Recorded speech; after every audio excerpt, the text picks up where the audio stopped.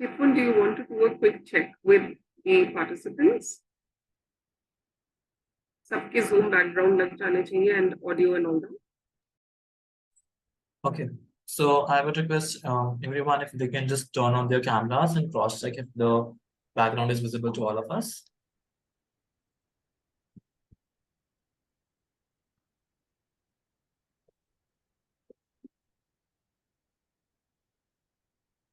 We have Divya ma'am, request also.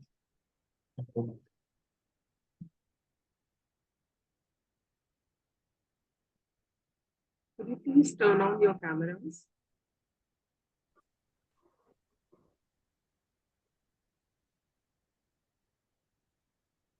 Thank you, ma'am. Anand, your camera, please.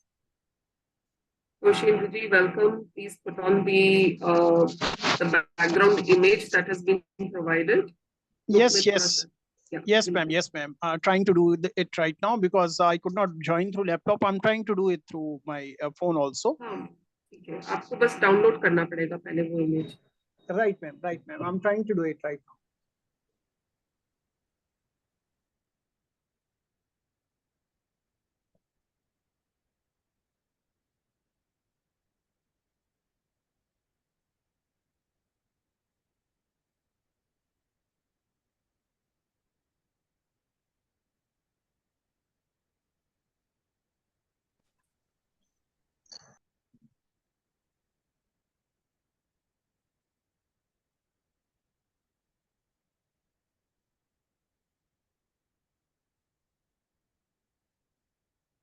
So we have 2 minutes to the program to start. Chitvan, you can put on the screen share.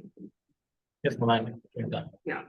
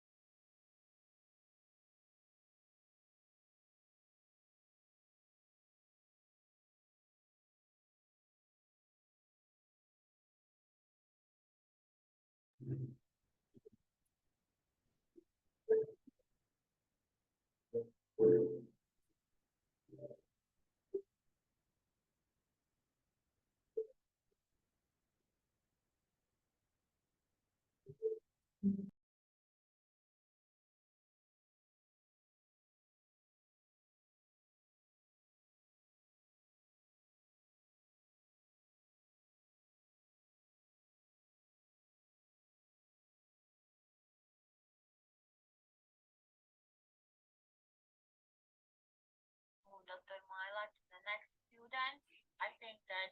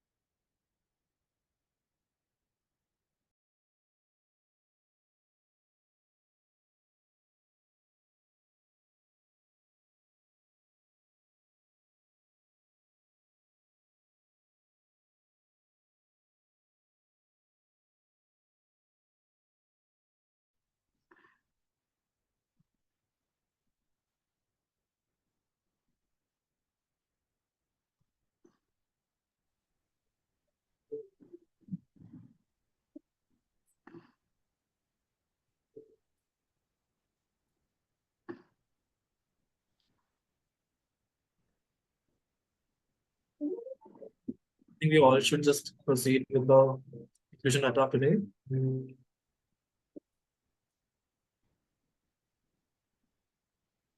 Yes, I think Chitvan, we could proceed. We have people who will be joining us, but we could kind of.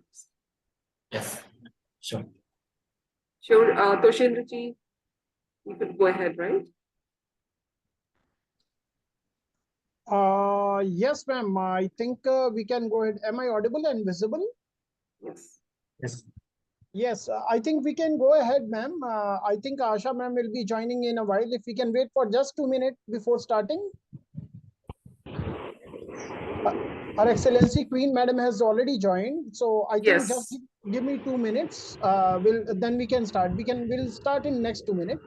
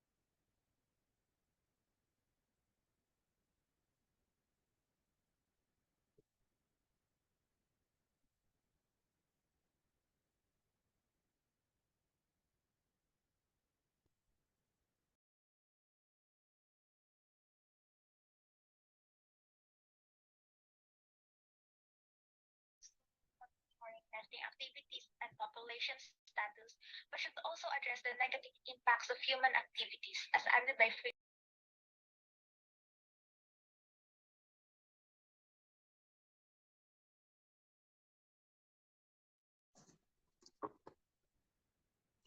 Yeah, Chaitanya, am I audible and visible? Chaitanya, am I audible and visible? Hello. Yes, sir. Okay. So I just had a word with Tasha ma'am. She is just stuck in a traffic jam. She will be joining in 10 minutes. And she has given wishes and good evening to Her Excellency and all the people. And she is joining in 10 minutes. Meanwhile, you can start. All right. Thank you. Okay, I shall just start now. So a very good afternoon to everyone present here. I am Chitvan and I manage communications and social media for Connected News Foundation, and I'm your host for the day.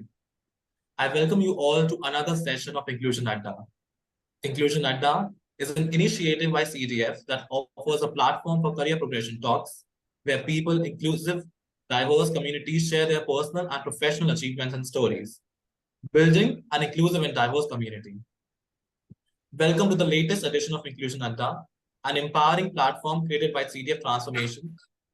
We are thrilled to present an enriching session centered among the theme of resilience and harmony for inclusive societies. In today's rapidly changing world, building resilient and harmonious societies that embrace diversity is not only essential but also transformative.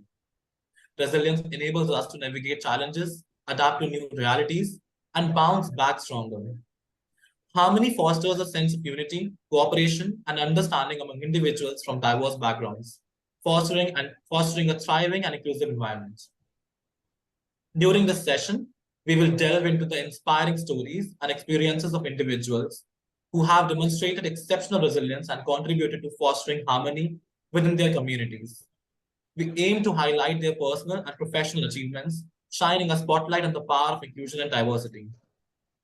Together, we will explore various aspects of resilience and harmony, such as overcoming adversity, inclusive leadership, intersectionality and social cohesion, empowering marginalized communities, and etc.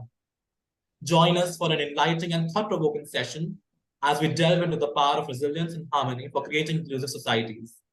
Let's celebrate diversity, learn from inspiring individuals, and collectively work towards building a world where everyone has an equal opportunity to thrive. Now, before we dive deeper into our session on resilience and harmony for inclusive societies, we would like to extend our heartfelt gratitude to the esteemed individuals we have joined us today. Their presence and contributions are invaluable to this event. First and foremost, we would like to express our gratitude to the visionary founder of CTF, Dr. Amit Ateja, whose passion and dedication have laid the foundation for this remarkable organization. So, your vision of fostering inclusion and diversity has inspired us all, and we are honored to have you with us today. We would also like to extend our appreciation to the Director of Inclusion at CTF, Dr. Simi Mishra, whose relentless efforts have shaped and guided our inclusion initiatives. Your commitment to creating a supportive and diverse environment has been instrumental in our journey towards building inclusive societies. It is with great pleasure that we welcome our distinguished guest of honor, Her Excellency Queen Dr. Elizabeth Lucas. Your presence today is a testament to your commitment to promoting inclusivity and empowering communities. Your exemplary leadership and advocacy for diversity have inspired us all, and we eagerly look forward to hearing your valuable insights. I would also like to thank Dr. Ashaji, who will be joining us soon, the Director School of Science, Jain University, Bangalore, for joining in today in our insightful session. And we are also honored to have Dr. Tosendra Dwivedi, sir, a professor of psychology at the School of Sciences, Jain University, join us today. Sir, your expertise in the field of psychology and your passion for social cohesion make you an invaluable resource for our discussion on resilience and harmony. We are grateful for your participation. I would also like to thank every other individual that has joined us today over here for the whole Inclusion Adda of us. Moving ahead, I would like to shift the highlight on Dr. Pooja Verma, Head of Psychology, Jain University, Bangalore, to address the audience and initiate the conversation on resilience and harmony in inclusive societies. Yeah, Pooja ma'am will be joining very soon. So you can introduce, and she will be taking her session little later. Chitvan, please go ahead. Sir.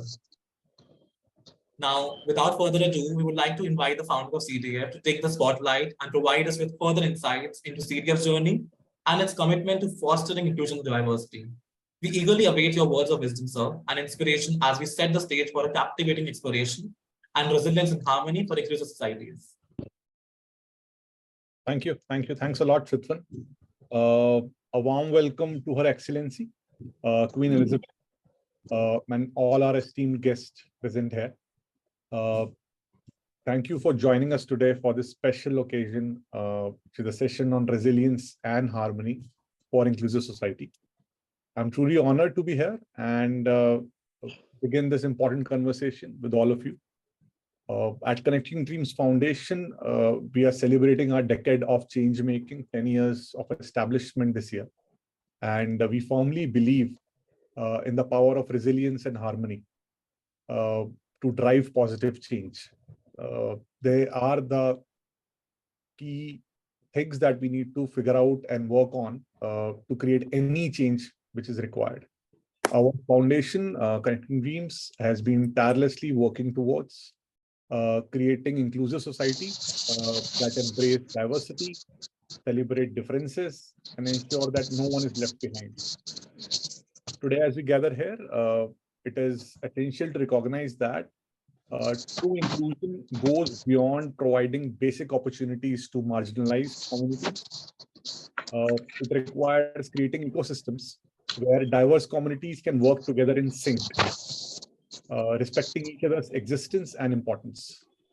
It is through this collaborative approach that we can truly achieve inclusive societies, where people from all walks of life coexist and thrive together. So as an organization, through our various initiatives and partnerships, we have been actively contributing to this space. We have witnessed firsthand the incredible resilience of individuals who have faced unimaginable challenges and yet emerged stronger.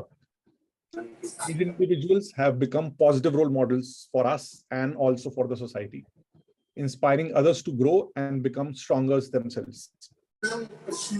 Additionally, we have seen in circumstances, situations like COVID-19, all the communities come together, transcending differences and embracing unity in diversity. We have seen how, as a platform, ICANN, India COVID Action Network, that was created, Dr. Tosendra was also a very key stakeholder in that. We were able to create such a huge change in such a short time, where everyone from all the communities from diverse regions came together just with one focus and vision that we should help the needy. It is through these stories of resilience and harmony that we find inspiration and drive to continue our work. But we cannot do it alone. We need your active participation in today's conversation. Your thoughts, experiences, and ideas are invaluable, and we collectively build resilient and harmonious societies. Today, let's explore innovative solutions, learn from each other's experiences, and create a roadmap towards more inclusive and equitable future. Your presence here today is a testament of your commitment to making a positive impact. Thank you so much, each one of you, for taking time out on a weekend. I again encourage each one of you to please actively engage in the conversation and share your insights. These are very important insights for us to move forward and apply them on ground. Thank you once again for joining in on this journey, and let's keep connecting dreams and changing lives. Thank you so much once again. Thank you.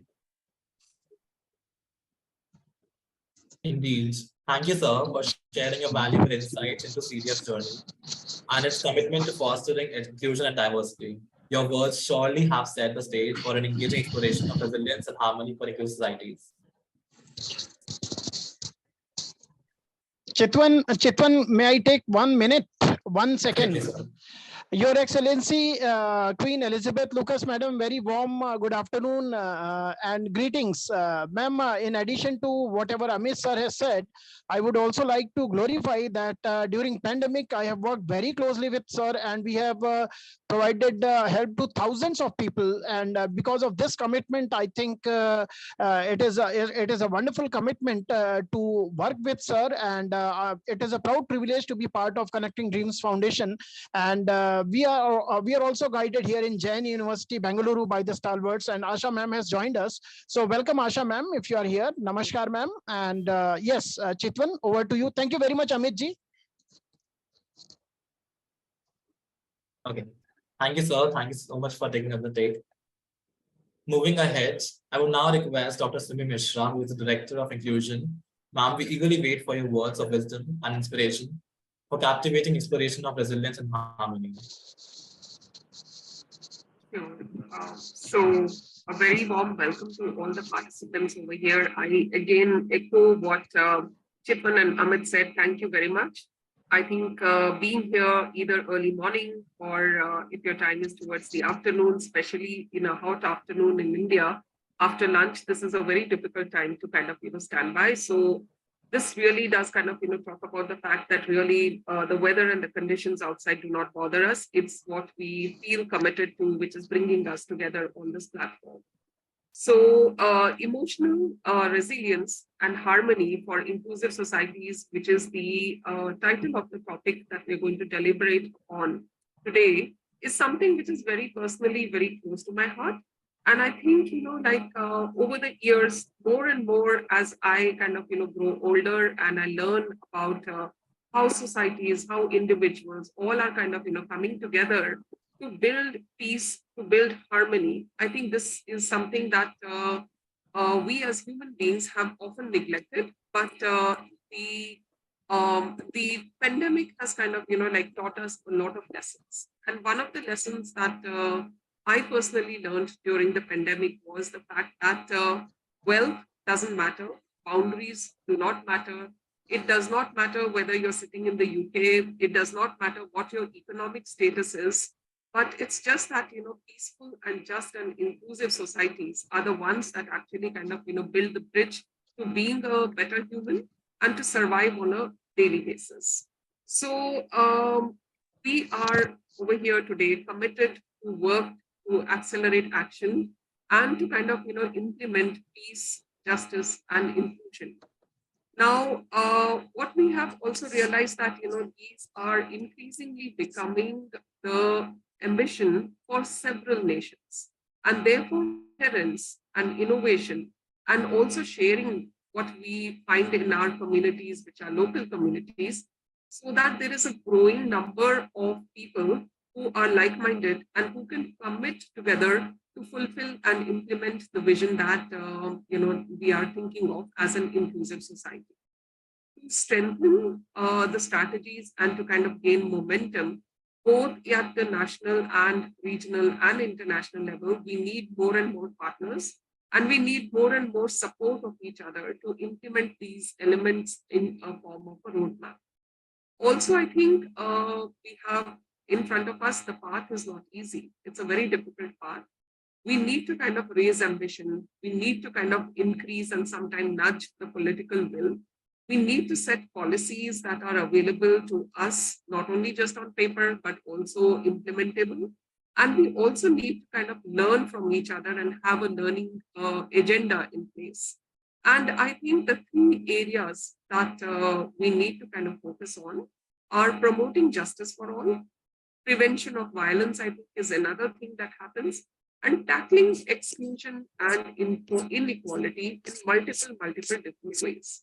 So with that as a background, I think I would like to kind of, pass the baton on, and thank you, Chitvan, for your impeccable and, hosting. Thank you, Dr. Tosendra, for, rallying us all around. And thank you and welcome to all the esteemed guests, especially the Queen, Dr. Elizabeth, and to Asha ma'am. We are really, really very grateful that you could kind of, join us today. Thank you so much, ma'am, for sharing your valuable insights. Now, it is our privilege to invite Dr. Tosendra Dwivedi, sir, the Associate Professor of Psychology at the School of Science at Jain University, to come forward and enrich us with their expertise on this important topic. Dr. Dwivedi's in deep understanding of psychology and their dedication to promoting social cohesion make them an ideal speaker for our discussion today. His research and insights have contributed significantly to our understanding of resilience and harmony within diverse societies. So we eagerly await your thoughts and perspectives on the role of resilience and harmony in building inclusive societies. Please join us on stage and share your expertise with our audience. Thank you so much, Chitvan. It's a proud privilege to be getting inspired by the young, dynamic, resilient icon like Chitvan. I have seen that you are working consistently since yesterday. So, respected Highness Queen Elizabeth Lucas, Madam, who's our torchbearer of Yes You Can International. Respected Asha Madam, who's my mentor, guide, and the icon, the pillar of our strength in Jain University, Bengaluru, under which a lot of dynamism has happened, and it is because of her and people like her efforts that we are coming in leaps and bounds in India. Respected Simi ma'am and Amit sir, who has always been a mentor, and we have done a lot of humanitarian work under the Ministry of Women and Child Development and National Commission of Protection of Child Rights. It's because of your presence that I'm also feeling vigorous like a kid, that much resilient. So definitely it's a warm evening, and my wishes and namaskar to each one of you. So I'm very delighted to share my views on such pertinent topic, particularly inclusion. Inclusion simply means, in the simplest term, means equality for all, equality by all ways and all means. The bottommost strata of a society should be getting all the rights of dignified life, all rights of dignified living, all equal right of justice, all rights of being heard and to be pepped up and motivated.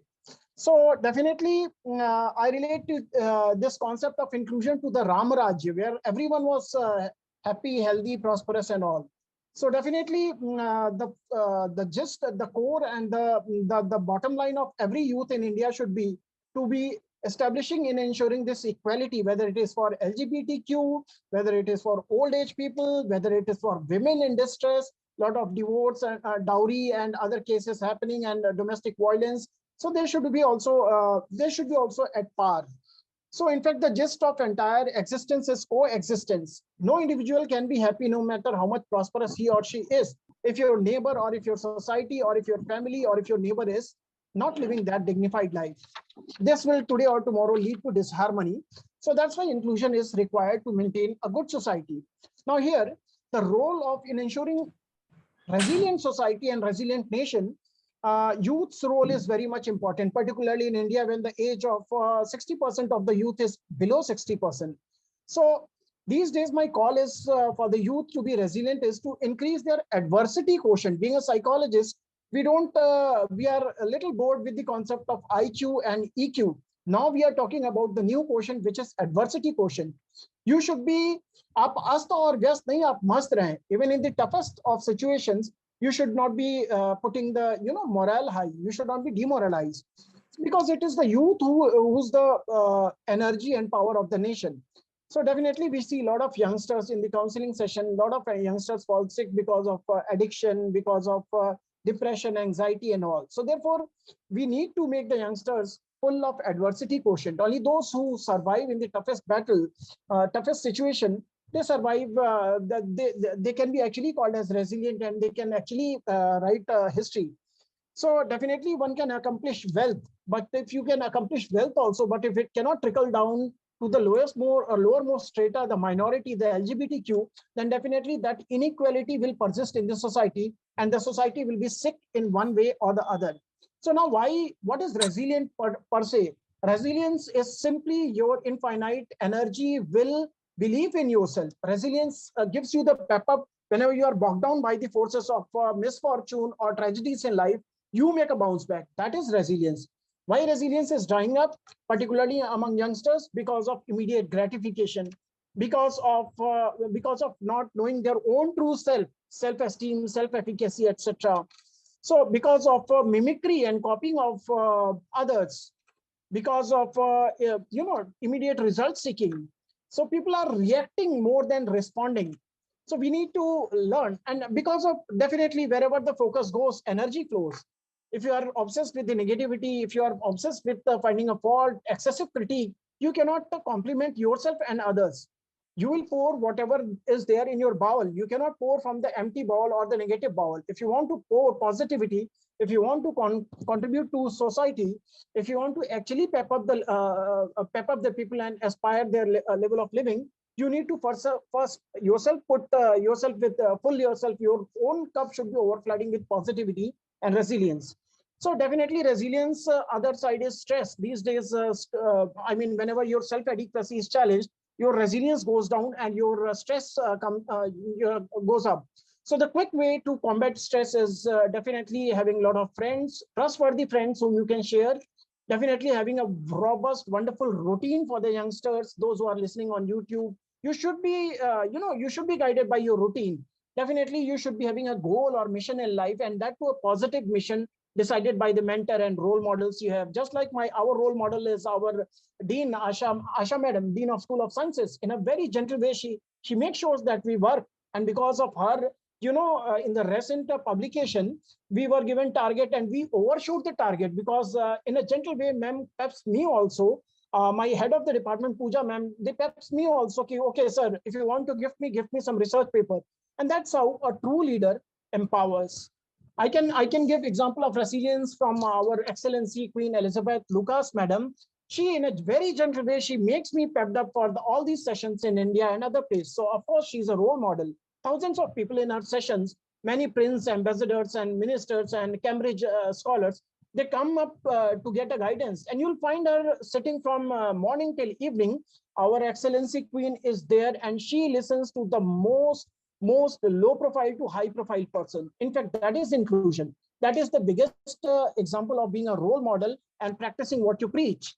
She pardons us, she peps us in a gentle way. And that's why I'm proud to be mentored and guided by and having such a part of Yes You Can International under the leadership of Your Excellency Queen Elizabeth Lucas, Madam. So definitely, what are the ways, further ways? Doing exercise, it increases a lot of positive hormones through which you cannot be bogged down by your stress. Next is goal. I already told you, your focus should be positive. This mind is a garden of flowers. This mind can also be a garden of thorns, depending on your focus. As I already told you, wherever the focus goes, energy flows. How to be resilient? Don't be shaken by any failure. Consider every failure to be a stepping stone for future. Keep a positive attitude. That's going to be the biggest asset, no matter you don't have money or power or anything. Have a positive attitude and have an unconditional positive regards towards yourself. If you are in harmony with yourself, if your inner dialogue with you is positive, definitely it will reflect in your communication and your action and in your inclusive approach. Definitely, it all is ensured by perception. In Hindi, there is a saying, "Nazariya badalta hai to nazare badal jate hain. Jaisi drishti, vaisi shrishti." We don't see the world as the world is. We see world as we ourselves are. So we should be having a positive equation, a harmonious talk, a good equation with our own self. So definitely, one should have a quality relationship. One should be having quality in life and work. One should be passionate about work, and work should be actually taken as worship if you want to be resilient. These are my quick tips for youth who are listening us on YouTube. And in the last, I would like to summarize, because our stalwarts, our real speakers, my dean and director, my director madam, and our excellency is waiting. I actually want to learn from them. So I would conclude by two lines given by the famous Hindi poet Tosendra Dwivedi. कोशिश करने वालों की कभी हार नहीं होती, लहरों से डर के नौका पार नहीं होती. Thank you so much for giving me opportunity, Simi ma'am, Amit sir, and thank you for listening me, Your Excellency Queen Dr. Queen Elizabeth Lucas, Madam, our torchbearer and mentor. And I'm also feeling resilient because my immediate mentor, Asha, Madam, the Director of School of Sciences, Jain University, is here. So Pooja ma'am will also be joining very soon because she was in the traffic jam. So thank you so much, everyone. Namaste. Have a wonderful evening. I'm listening to be illuminated by your sessions. Gratitude. Namaste. Thank you so much, sir, for your enlightening insight into the role of resilience and harmony in building societies. Your expertise in psychology has provided us with valuable perspectives to contemplate. Moving ahead, now it is our honor to welcome our distinguished guest of honor, Her Excellency Queen Dr. Elizabeth Lucas, to share her profound thoughts on this important topic. Her Excellency's vast experience and dedication to promoting inclusivity and empowering communities make her a beacon of inspiration for us all. Throughout her remarkable journey, Her Excellency has championed the cause of resilience and harmony, creating pathways for individuals from diverse backgrounds to thrive. Today, we are privileged to hear her perspectives on how we can further cultivate inclusive societies through the lens of resilience and harmony. Everyone, please join me in extending a warm welcome to Her Excellency Queen Dr. Elizabeth Lucas. We eagerly await your words of wisdom and your insights into fostering resilience and harmony for societies. Good morning, good afternoon, good evening. I believe everybody is okay wherever you are. And it's good to see you all, to see your faces. And also I want to congratulate you for this wonderful job that you've done, Inclusion Adda. I want to say thank you so much for bringing us together. And thank you so much for organizing this event. I also want to say thank you so much, my brother, Chitvan, being our great chairperson of this conference today. I want to say thank you and well done for a good job you're doing. Right, for me to move on, I would like to appreciate the Connective Dreams Foundation, a great organization that I am honored, I am pleased, and I humbled myself to accept them and we work together because it's a great, great, great foundation. And I want to express my gratitude to my brother, Professor Dr. Tosendra Dwivedi, for introducing me to this great organization. I want to say thank you, sir, and I want to welcome you. I want to applaud of everything that you are doing for humanity and even to impact other people's life. I also want to acknowledge our great leader, Dr. Simi Mishra. Thank you, ma'am, for the great work you're doing. Professor Dr. Azarajiv, thank you, ma'am, for this great job you're doing. You are a great leader in our society, and we do not take your time, your wisdom, your knowledge. We do not take it for granted because we are all learning every day. We want to also appreciate all our great leaders, most especially Professor Dr. Dixon, my great leader, and all our wonderful leaders on this platform. You are all welcome. And we have one mission, one goal. We want to make a change.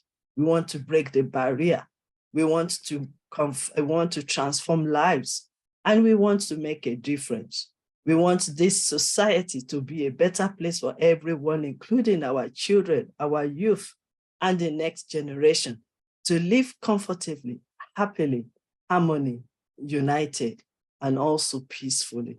And that is why we are here negotiating, debating, discussing, and also sharing our thoughts, our wisdom. So I want to say, yes, we are ready, and yes, we can work together.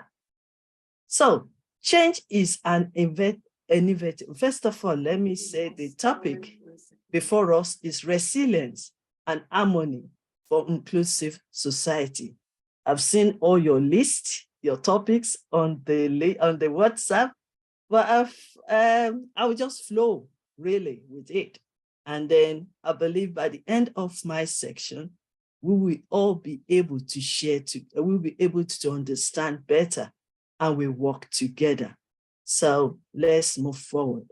Change itself is full of change. Life itself is full of change. Without change, we're just going to be adamant. And it is very important that we embrace change. And I will start with, look at what happened before the COVID, during the COVID pandemic, and after the COVID pandemic. That is enough to show us what change is all about. You can agree with me that every one of us have changed in one way or the other. The society has changed, our economy has changed, our government has changed, our systems have changed, our policy have changed. So that is to tell you that change is an inevitable thing. We can say that change is one of the natural laws of nature. Since we know that life is filled with change, we need an individual to develop a mindset that will be fit into strong and progressive growth to ourselves and the people around us, our society, nation, and the world at large.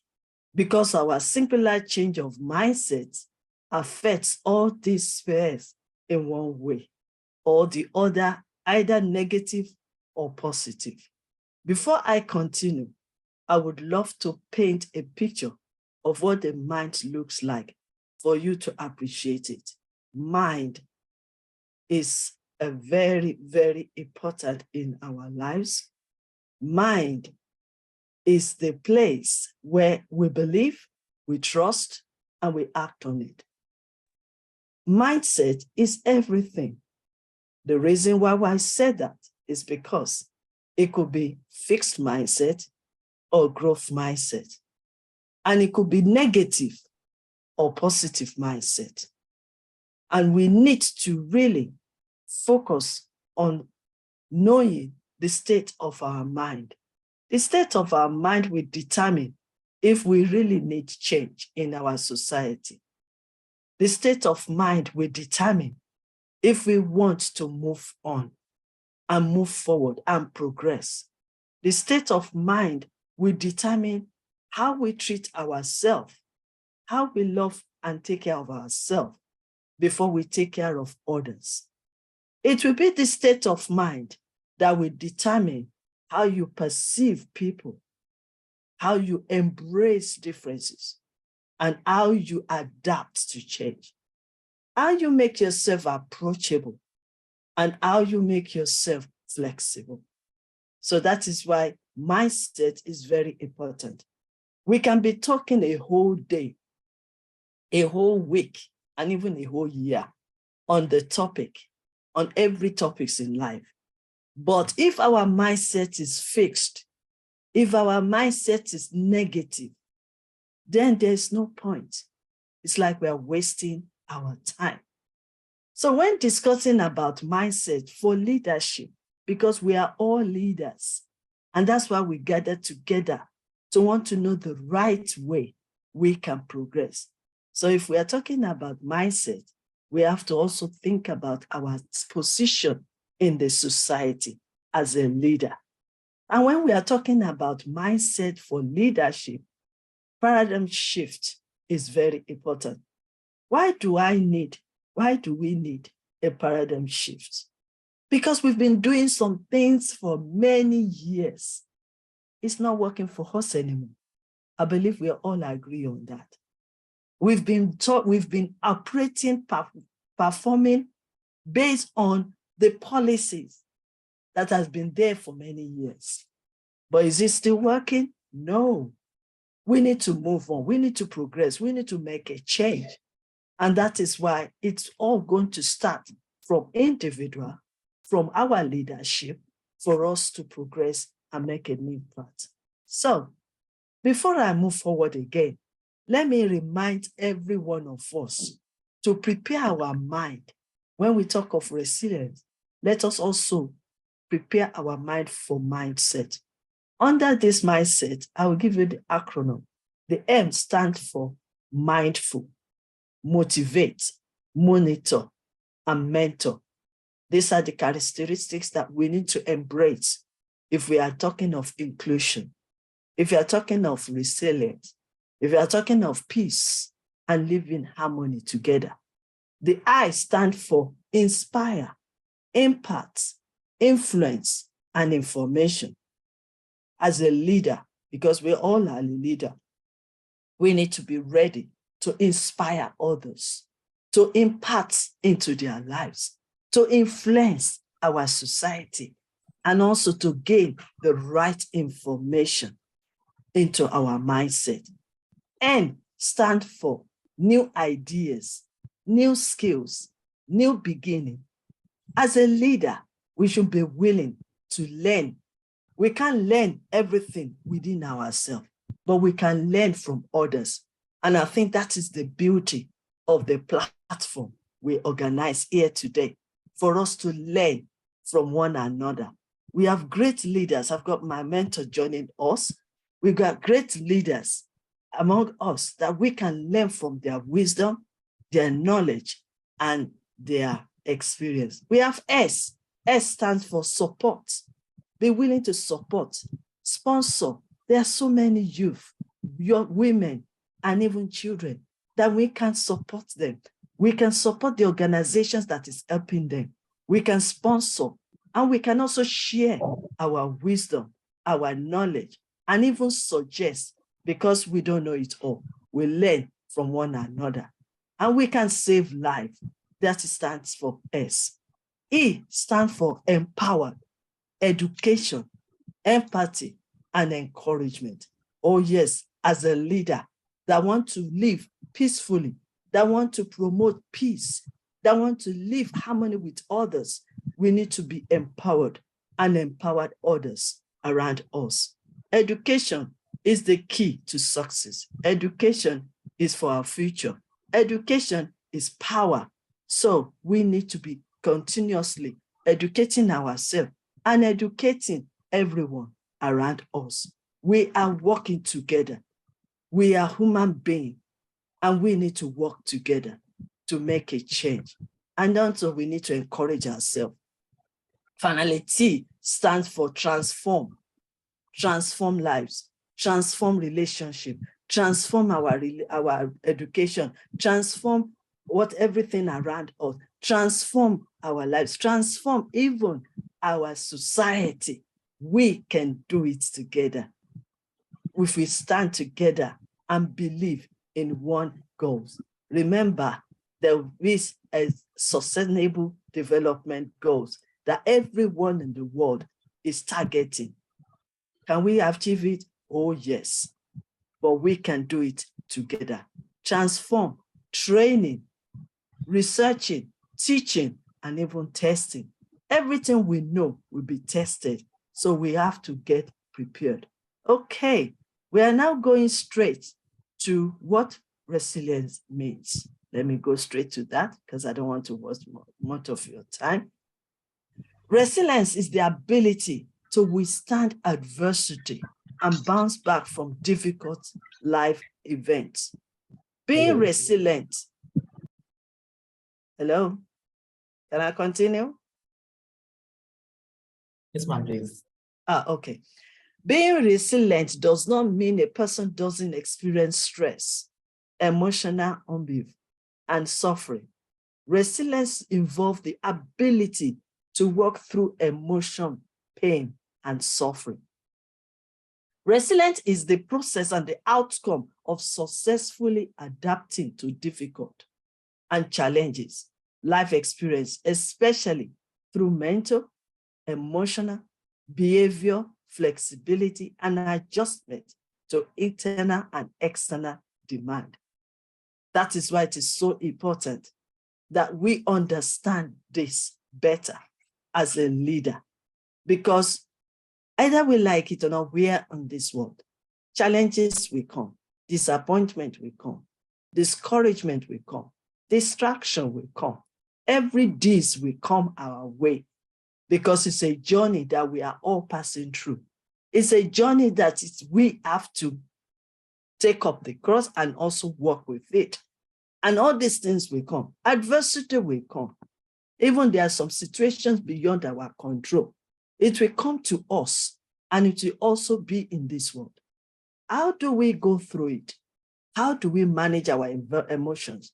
How do we control the challenges? Because I believe we can overcome it. That is what this resilience is all about. And that is why I am willing to learn from all our great speakers on this one. Now, let's move forward. Every leader, everyone is a leader, but everyone is not an effective leader. So if you want to embrace resilience, you have to be an effective leader. An effective leader possesses extra potentials that everyone must possess. A leader is someone who sees how things can improve, how we can face the challenge, how we can bring ideas of overcoming it. A leader sees vision. A leader forms a team to work together so that we can achieve the goals. We can achieve the vision so that we can overcome the problem. A leader brings solutions. We are all leaders, and that is why we are here. So we should not forget that.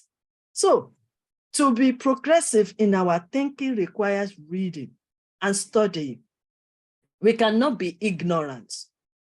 We cannot pretend that we don't know that things are happening around us in this world.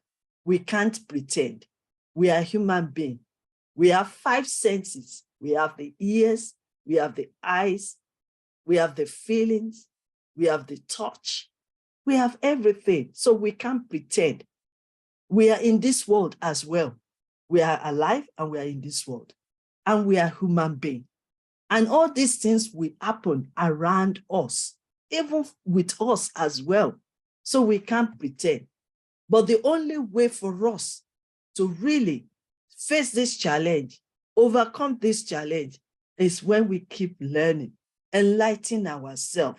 We cannot deny it, that there is no problem. We cannot deny it, that we are not facing any challenges, but we can stand tall, rise up together as a leader and as one body to deal with our problem and also to solve the problem. Okay, now, I also want to recognize, because some of these things I will refer to one of my mentors that is on this platform. When I talk about leadership quality, every leader must be empathy. They have to be integrity. They must be humble and be accountable. All these qualities I saw and I observed from the life of Professor Dr. Reguna Paraka as my mentor. So we all need to embrace that. We need to be empathy. Peter has put ourselves in the shoe of others. We are different. We are from different backgrounds. We have different culture. We have different tradition. We have different custom, different languages, and different society. We are not equal. I mean, we are not the same. We are all different. So only as a leader can start thinking about that and embrace the diversity. If a leader can understand more about diversity and culture, then that person will be able to embrace others. That person will be able to celebrate differences. That person will be able to appreciate and respect others. Very, very important. We are also talking about why the reason leaders fail. They fail because they think because you are in their position, they can do whatever they like. They fail because they've forgotten that they were being placed there to serve people. Leaders are to serve people. And if you're going to serve people, you need to understand people. So they've forgotten about that. They are also failing because they abuse power. That's why you will see people, they are in charge of finances and then they get into corruption. That's why you will see people abusing the children and the women because they abuse the power. And sometimes poor communication is very important. The poor communication, we have to rate it, we have to improve ourselves, the way we communicate with one another. You don't be a leader and start talking people down. You can't be a leader and start disrespecting and dishonoring people just because you don't know them, just because you don't know their background. Every human being deserves respect. As a leader as well, we have to take care of ourselves and develop ourselves. Because when you treat yourself, add more to yourself, develop yourself, then you will appreciate life. Then you will appreciate human being. Then you will be willing to add more value to others. That is what a leader. Because we are talking of resilience, we have to talk about the qualities of leadership. So we have to know that we are all together. And the way you treat people, the way you associate yourself with people, the way you see them or perceive them is the way you will treat them. But then as a leader, if I start my own, and if Dr. Tosendra start his own, and other people started their own, I believe that we will live harmoniously in this world. Let's continue. Okay, so what are the characteristics? Let me first of all start with the 7 C's model of resilience. We have confidence. We need to be confident of ourselves. When you build yourself up, then you won't need to be feeling insecure. Then you won't need to be feeling low. Then when you feel low, when people feel low, that's the time they treat other people badly. Have you seen? When people are insecure, then they are looking for somebody to put down or talk them down. But when you build your own confidence and know who you are and your destiny, and you know your purpose, you will stand tall and you will be who you are and position yourself as a leader. And then you can serve people by humbling yourself and also respect others. Okay, competence. We have to be competent in what we do. Everything we are doing in life, do the best of it. Like I always say, be the best of you. Be the best of you and do the best that you can do in this world. Do your own part and other people will do their own part. It's like a body. We have the head, we have the hand, and we also have every part of body. But everybody is unique inside this body, and everybody has their part to play. So when you are competent with what you are doing, then it will contribute to the success and contribute to the society. Connect. Let's connect with one another. An island, we cannot be an island, and a tree cannot be a forest. When we come together, connect together, share together, stand together, reasoning together, make life better for others together, impact into other people's life together, then we can see change. Then another one, character. My pastor used to say this, that you can gain the whole world. You can have PhD. You can study up to that. You can be gifted. You can be gifted and talented. You can be clever. You can be creative. Or if you don't have good character, you are nothing. Because only the character will sustain you wherever you are. Any position or any employment or anything you are doing or any group you belong to, only your character will sustain you. And only your character will move you to the next level. Then contribution. Be willing to contribute. As we are here on this platform, we are contributing, isn't it? We are sharing. We are sharing our thought. I'm ready to learn from others. Let me also quickly say this, that sometimes the attitude of a leader, we need to correct. When they invited to come and speak somewhere, they just want to speak and move on. We need to change that attitude. The more you want people to listen to you and learn from you, the more you also need to be ready to listen and learn from others. So when you go to every other conferences, don't just speak and move on. Stay there to learn from others. That's the way we come together and stand together and contribute to the society in your environment. Whatever you see that it is good, contribute to it, employ, and also help others. Very important. Coping. To work as a resilience, we need to cope with one another. We need to be tolerant because now we are all different and we come from a different background. So we need to be patient. Time heals. We need to be patient from one another and also to build together. Very important. And also control. You need to control or manage your emotions.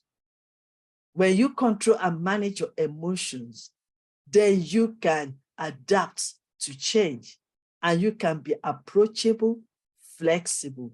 Very, very important. Now, what are the characteristics of resilience? It prevents disorder. It helps you not to break focus. You handle the changes of our time. It's also an example to other people to follow. It's a positive way to lead and also to become and achieve as a successful leader. It's also live your life without any complaint. Complaint, yes, it could be good if it is constructive, but living our life full of complaint will take us nowhere. Let's see the positive. Instead of complaint, maybe you should look for ideas of how we can improve. So when you complain, also think of the positive that, okay, I know this is not right, but could it be like this? Can I bring solution? Because we are all solution solvers. So don't forget that we are all solution and we are problem solvers. Being stopped you to be weakened. This we are talking about resistance and also handling big things in a big way. Very important. Above all, take responsibility. We all have responsibility to take. Your action, what you say, your mindset, your life, your emotions, take responsibility. Help you to be what you want to be. Oh yes, when you are resilient, you will be what you want to be because you open yourself You make yourself flexible. You make yourself adaptable. You make yourself approachable, and be strong in the face of adversity and discouragement. The reason why I put that is because greatness is in us, and we are powerful, stronger than any challenges that we are facing in life. And we can rise above every challenges that is out there. So we can believe in ourselves that you can overcome. You can believe in yourself that you can succeed. You can believe in yourself that you can survive. And you can believe in yourself that you can have victory and breakthrough at the end. Very, very important when we put all these things. Before I go any further, or before I round up, because I don't know what my time is now. So what is peace? Peace is very important. Everybody's talking about peace. Yes, we want to promote peace. But can I just quickly say, peace is the freedom from anxiety, freedom for disturbances, freedom from trouble, freedom from violence, freedom from war, freedom from fighting. It is a stress-free state of security, calmness. And we're talking about harmony here. It's also an harmony. So when we talk of peace, it means oneness, calmness, friendly, harmony, fulfillment, security, and well-being. And we can achieve it together. We can have that peace we are talking about, and we can promote that peace because we are the leader, we are the role model, we are the inspiration. Peace can either be enforced by the justice, by government, and free choice by people wanting to live together. So if you are willing to live together, our priorities is how can we promote peace? Peace must start within ourselves. If you have peace within yourself, then you can promote peace and have peace with others. It's very important. Mother Teresa said, let us always meet each other with smile, for the smile is the beginning of love. So the question is, how can we experience this peace? Firstly, know who you are. Know your purpose. Focus on those things you can do and don't struggle, don't copy, don't compare, and don't compete. You cannot change the world, but you can change yourself. And when you change yourself, then it can reflect and influence and impact into others. Self-care is very important. I know my professor Regina is on the platform. You could want to say something about that later, but self-care is very important. When you take care of yourself and appreciate who you are and accept who you are, then you will appreciate others and will be willing to add value to others. Better understanding of yourself, very important. Better understanding of what you are being communicated with is very important. And better understanding of how you communicate with others is very, very important. So to finally say this, love is the greatest and everything to life. We need to continue learning and getting better life transformation, getting better in understanding.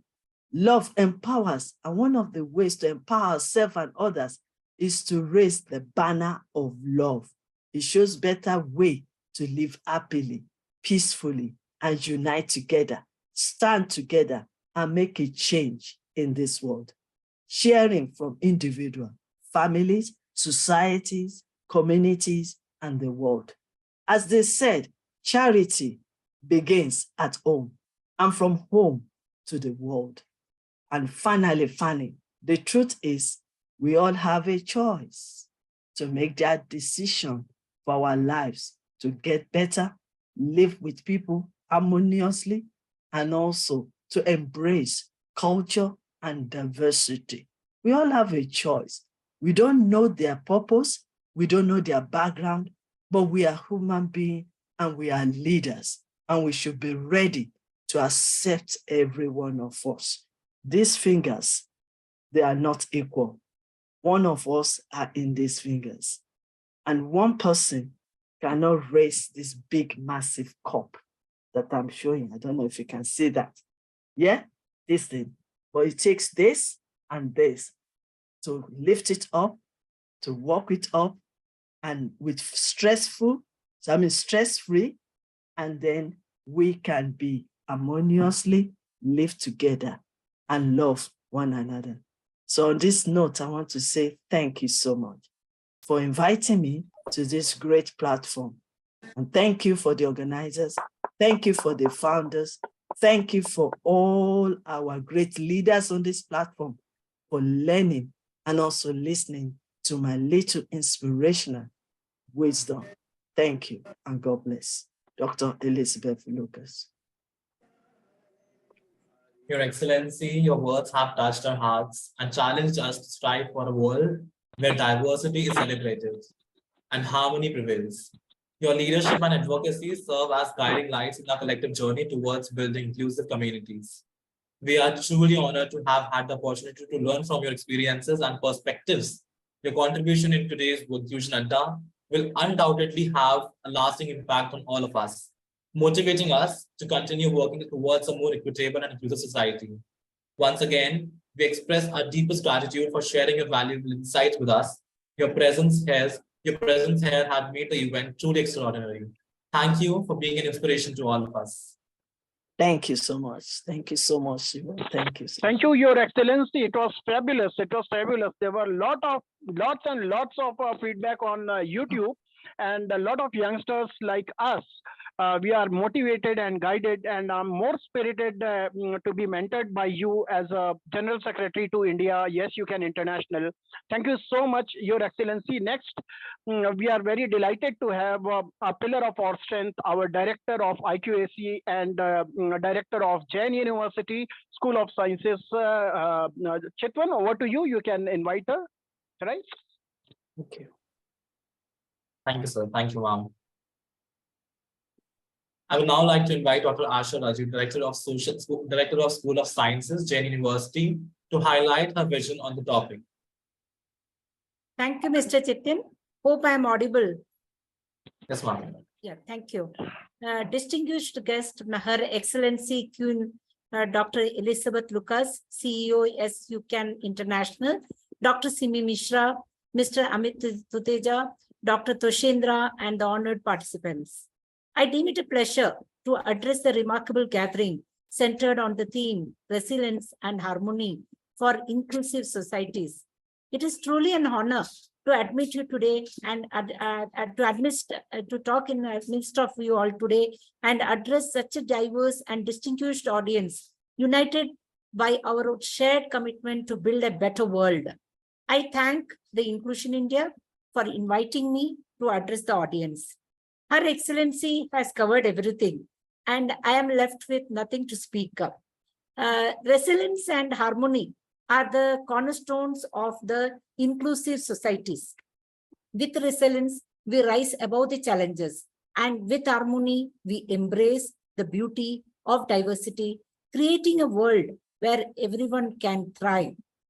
In the face of adversity, resilience gives us the strength to rise, while harmony brings us together to build a world where inclusivity knows no bounds. In a world marked by increasing challenges and complexities, the importance of resilience and harmony in our societies cannot be overstated. Resilience, it is the ability to withstand and recover from adversity, and harmony is the state of peaceful coexistence and cooperation, which are the fundamental pillars for building any inclusive society that leaves no one behind. Day to day, we come across people's ego, the way to gel with others. So resilience in its essence embodies the indomitable spirit of human beings. It is a capacity to endure, adapt, and overcome the adversity. So our world is no stranger to the trials and tribulations, whether they manifest as economic crisis, natural disasters, or social conflicts. However, it is through resilience that we find the strength to rise above these challenges, rebuild what is broken, and forge a better future. An inclusive society is a society that overrides difference of race, gender, class, generation, and geography, and ensures the inclusion, equality of opportunity, as well as capability of all members of the society to determine an agreed set of social institutions that govern social interaction. And that is the need of the hour. Today, we find ourselves at a critical juncture in the human history. Our world is faced with numerous pressing issues such as social inequalities, economic disparities, environmental degradation, and cultural divisions. These challenges require us to come together, transcend our differences, and work collectively to find innovative and sustainable solutions. Resilience is not enough.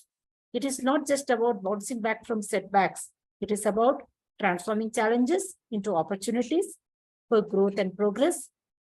It is about building a robust system that can adapt and thrive in the face of adversity. It requires us to invest in education, healthcare, infrastructure, and social safety nets to ensure that every individual, regardless of their background or circumstances, has the opportunity to succeed and contribute to society. We must also strive for harmony, recognizing that our strength lies in our diversity and our ability to respect and embrace one another's differences. Inclusive societies are built on the principles of equality, justice, and compassion. They value the contributions of every individual, irrespective of their race, religion, gender, or social status. So inclusive societies, they celebrate the diversities as a source of strength and foster an environment where everyone feels valued, included, and empowered to reach their full potential.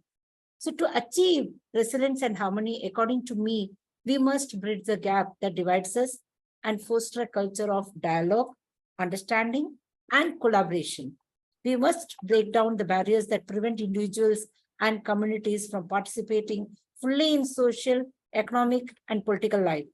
This requires us to confront the discrimination, challenge the stereotypes, and create inclusive policies and institutions that promote equality and justice for all. So as a prerequisite, the respect for all human rights, freedoms, and the rule of law, both at national and international levels, are fundamental. Every member of the society, no matter what his or her economical resources, political status, or social standing, must be treated equally under the law. Legal instruments ensure the guiding principles that will guarantee equity, justice, and equal opportunities for all citizens. Violators of human rights should be brought to justice. The judiciary, which serves to protect just societies, must be impartial, accountable, and inclusive to giving weight to the opinions of those who defend the inclusiveness of the society at the local, regional, and national level. So maintaining the security of all individuals and their living environment is a paramount factor in creating a feeling of inclusion and an atmosphere of participation in society. As we gather here today, let us all commit ourselves to the pursuit of resilience and harmony in our societies. Let us embrace the power of diversity and inclusivity as a catalyst for a positive change. Let us engage in meaningful conversations like this, exchange ideas, and forge partnership that transcends borders, cultures, and ideologies. Together, we can create a world where every individual has the opportunity to thrive, where our societies are resilient in the face of challenges, and where harmony and understanding prevail. I have no doubt that the discussions and interactions that will unfold in the coming days will be enlightening, inspiring, and transformative. And being an organization like this, who keeps on organizing workshops like this, it will definitely be useful to everybody. Let us seize this opportunity to lay the foundation for a future marked by resilience and harmony, where inclusivity is not just an aspiration, but a lived reality for all. Thank you and wish you all a productive and rewarding experience at this gathering. Thank you. Thank you so much, ma'am, for sharing your words with all of us.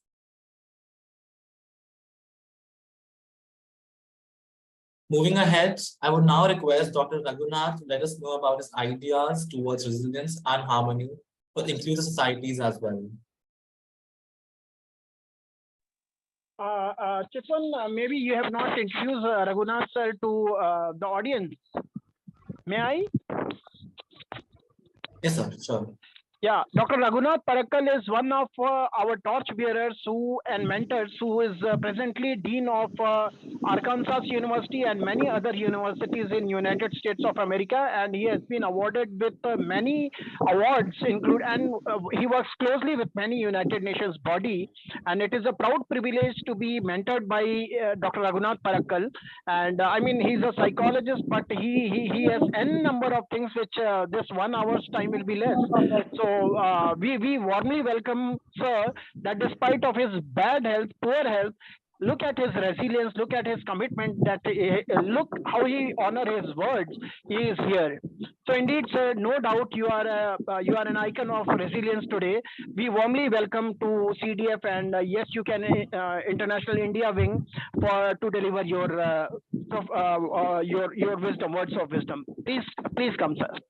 Please take over, sir. Good morning, good evening, all the friends all over the world, and ever smiling Elizabeth sister, I can see Kalpana ma'am, Simi Mishra, and of course the Tosendra sir looks so young without that specs. That's also a good thing. Anita ma'am and Anand Joshi and all the friends all over the world. Divya ma'am, how are you? See, Tosendra sir taught me one particular thing. He is not, I mean, seen in the rather the screen. That whenever you are taking a class, it should be interactive. Am I right, Tosendra sir? Then only the real communication will come. That is what, as a professor, I want to tell you. So it should not be an monologue session, it should be an interactive session. That is what I want to tell you. Anyway, Tosendra sir, I'm going to tell a story because nobody is prepared to tell a story. Let me, as a psychologist, tell a story, right? Yes, sir. Divya ma'am, there was a small child, right? He was so ambitious. Elizabeth's sister will be thrilled to hear this story. He was so ambitious of becoming a pilot. He was also studying very well, right? And he studied his +2, 11th, and SLC with high-class marks. Then went to Divya ma'am, aeronautical engineering. What is his ambition? Chitvan, to become a real pilot. And he applied for the pilot's interview, right? There are only 9 posts available. So, Tosendra sir, out of that, only 10 people's CV was selected. Okay. Okay. And luckily, the particular person was also there. Okay. Chitvan, what happened? No, interview was so good, right? 10 people attended the interview, right? With the Air Force, really, understand? 9 people got selected. The person who was dreaming for a pilot post didn't get the selection. He was so upset, Elizabeth's sister, right? But he didn't commit suicide. He didn't commit suicide. He was fighting with some other aspects. and he finally become the supreme commander of the three army, Navy, Air Force, and of course, the army. Yeah. Chitvan, can you guess the name? APJ Abdul Kalam, sir. That's it. That's it. APJ Abdul Kalam, the story Yes, of yes. APJ Abdul Kalam. Who can forget such an iconic figure, sir? Wonderful Yes, story. sir. That is it. That is the real, I mean, we can understand the importance of resilience from that particular story. Am I right, Toshendra, sir? Very right, sir. Very right. Yeah. So now I'll come to my certain points like this. See, when a glass of water, Chitvan, is transmitted to one bottle, whether the quality of the water will change? No. When it is transmitted to or transferred to a 5-liter can, whether the density or the quality of the water will change? No, it will not change. Am I right? Yes, ma'am. थोड़ी देर phone पे बैठी थी फिर करने लग गई Please, someone forgot to बीच में साफ unmute. करी Yeah, डेढ़ yeah. पौने दो तक तो मुझे फोन ही देखा मैंने कहा ये आएगी इससे फोन किया है फिर 1:30 बजे मैं Someone's phone is on. Please mute yourself so that Raghunath sir can speak. Please put yourself on It mute. is not Others. Sudha ma'am's phone. She muted already. Yes, sir. Go ahead. Okay, I think they have muted her. So you can understand, see, the quality of the water will be always, the density of the water will be always, irrespective of the container. Am I right, Toshendra sir? There lies the flexibility, adjustment, etc., to overcome the particular situations. Am I right, Toshendra sir?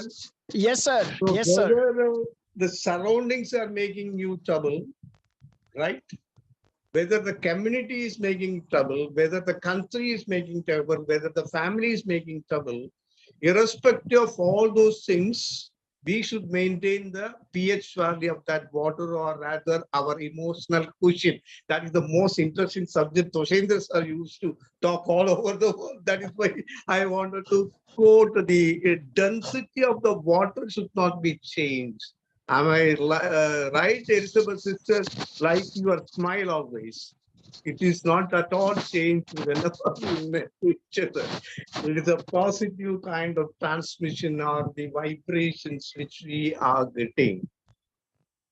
So, one thing I want to tell you, Chitvan sir, when you face the situation of corona, what are the steps you have done? Can you answer me this question? Pardon, sir? What are the steps you have done to prevent the corona entering into your body? So, following the norms of the whole corona COVID, to stay hygienic, to prevent the whole bacteria, and putting on masks and shielding our whole body and our whole cells. And got vaccinated. Am yes, I right? Sir, I got vaccinated. Right? So, yes, sir. One thing, everybody will be talking about the physical immunity, right? But we people wanted to talk about the mental immunity also, Toshendra sir, right? Very correct, sir. Is not going to increase the mental immunity, for which failures are also really required.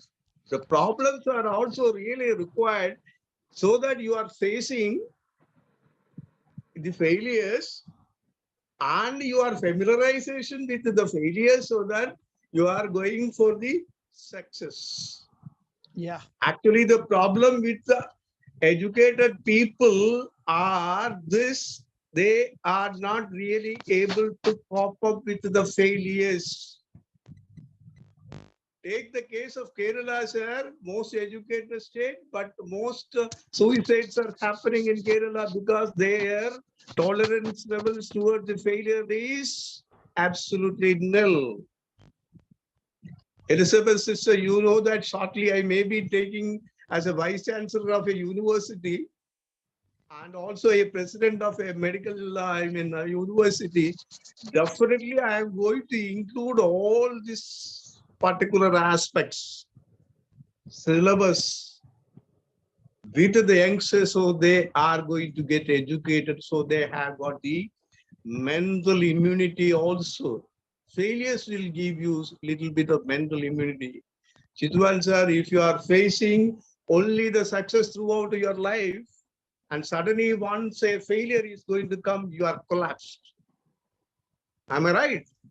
So failures are also the part of the life. Whenever you do one thing, that is a one particular thing.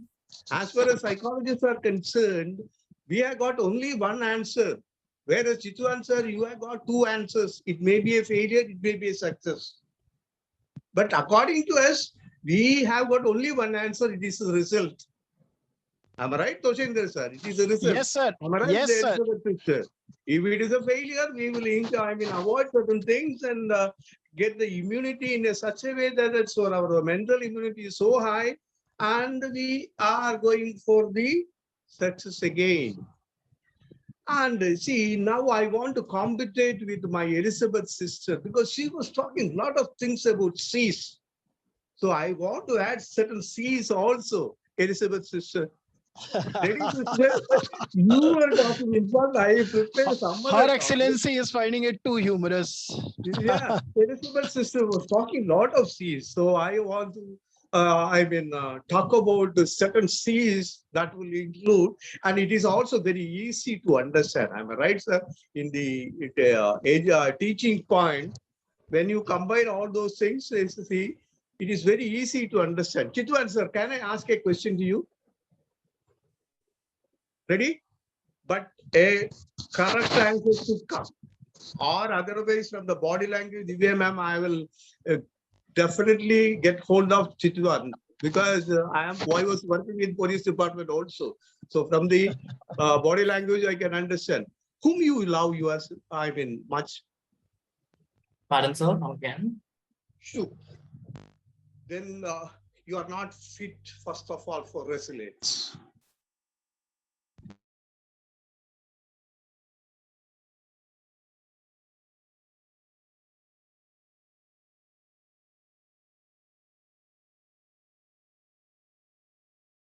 Parents. No, I never said you don't love parents.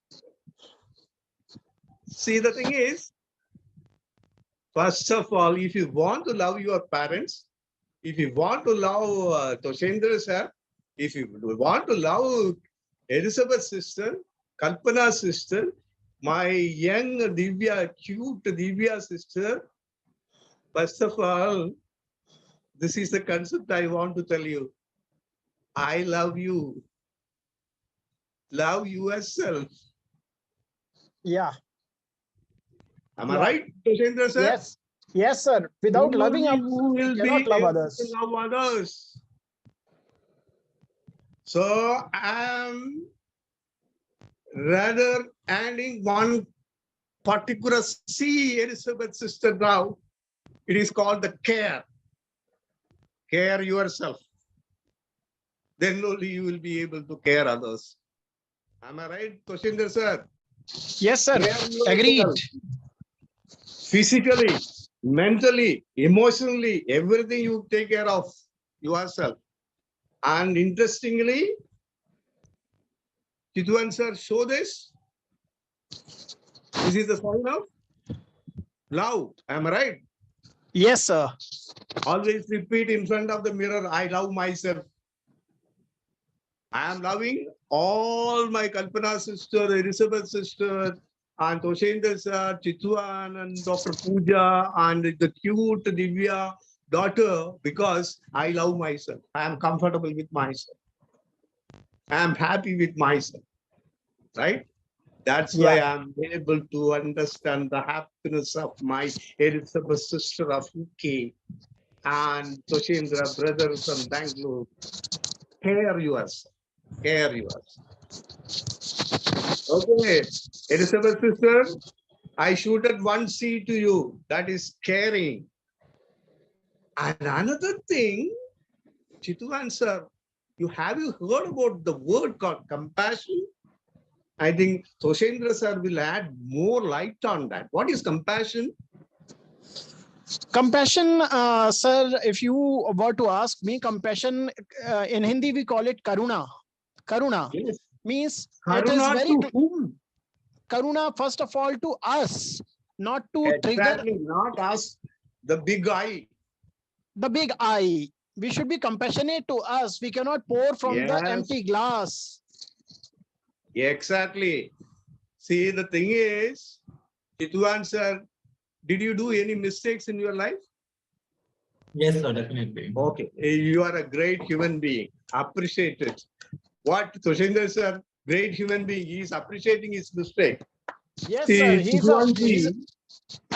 Chitvan Chitvan is very honest and candid, dynamic young man, sir. And before he asked us question, let's flood him with the questions. Yeah. But I know pretty well that once he gets an opportunity, he is going to shoot it. Before that, he is ready with his questions, sir. He is ready with his questions. It's better that you are doing our job. Go ahead, sir. Okay. See, the thing is, so you have done so many mistakes. Certain people, Elizabeth sister, you will agree, they will not give excuse or rather pardon to themselves. So that will create problems and problem. I have done this, I have done that. No. So that the creativity or the problem solving skill of yours will be very low. So once in a while, don't budget alone. It's a very important thing. Often you audit. Once we talk about water, he is taking, Tosendra sir is taking water. Anyway, what you do the budgeting, Chitvan, also do little bit of auditing and give excuses. Not only yourself, but also to others. Dr. Kalpana ma'am, you will agree, no? So that you are free. Yes or no? Your creativity will work. Nobody should be there in your mind as enemy, including yourself. You might have done so many mistakes. I've done so many mistakes in my life. Right? Actually, if I was thinking about suicide, I might have done suicide at least 5 to 8 times. Because we have done so many mistakes and so many failures in our life. But we should be able to overcome because we were caring as and doing that the forgive or rather the pardon or the excuse or rather the compassion. Whenever there is a setback, Chitvan sir, what should be your motto? There should be a comeback. Setback means there should be a comeback, right? Yes, sir. Don't think about the setback alone, right? That is the people who are finding problems always. As Elizabeth's sister said, yes, definitely, we should develop an attitude in such a way that we should be able to find out solutions, not the problems. And as far as I am concerned, Tosendra sir, I found out one interesting thing also, which will be quiet time in good for the youngsters to understand. All the problems are really the opportunities. All the problems are really the opportunity. That's very correct, sir. All the problems are really the opportunity. Either you will get a lesson, so that you are, getting educated, and in deep, when you go in deep into the problem, when you are finding out the solution for the problem, you get an opportunity for the growth. So first of all, prepare to face it, yeah. But the youngsters, that is the real problem. They are not prepared to take the risk. They want to be in the comfort zone always. They don't want to be, outside the comfort zone. So they are not innovative. They are not innovative. And Tosendra sir, I am the person to talk the particular word innovative very well, because I am the person who got innovative award of Kerala government 2013, in the year of 2013. So innovation means you should move from the comfort zone. Tosendra sir will say that think beyond the boundaries. Am I right, sir? Yes, sir. Think beyond the boundaries, right? Break the certain habits. Am I right? Yeah. Certain boundaries, right? I used to take a big topic. I think I had this topic also along with Tosendra sir, that is, make the habit will make you. Yeah. Make the habit will make you. I think we have taken some classes. We have taken it in SIAD, sir. We have taken this topic in SIAD Council. Yes. I think our Vishwajit sir's SIAD. Yes, right? yes. Yeah. Dr. Pooja, we are not able to see you. You are only in dark. We want to come you to be in the light. Because of we are now Dr. Pooja, you are, I can see. Dr. Pooja is the lighthouse of entire psychology department in Jain University. We all are guided and mentored by her. She is our head of the department. Dr. Pooja, if you don't say to anybody else, I want to say one more interesting thing. I learned learning disability from your university. Okay, Jain University, I completed that course. Anyway, now Dr. Pooja, again the light gone. I'll just take that. I think that there is an issue with the light or somewhere it is there. I think that is. And of course, now I want to shoot out the 3, that is the 3C. Elizabeth sister ready? That is the community. Tosendra sir, I was actually talking about, prepared something to talk about the topic later. Since Elizabeth sister talked about the C's, I want to talk about this C's again. That is nothing but, Simi Mishra again joined. But no smile today. I don't know why. Now it is coming. Yes, that is also a... Sir, how are you, ma'am? After a long time, we are meeting. We had so many sessions. After that, I didn't see you at all. Anyway, Elizabeth so sister, I have been listening. I've been listening very keenly, even though my video was off. Yeah. In between, you might have received some calls because you are busy with your, community activities. I know pretty well. You are very, very, busy with engaged with so many other activities. So community is also involved, right? The connectivity with the community, the sharing with the community,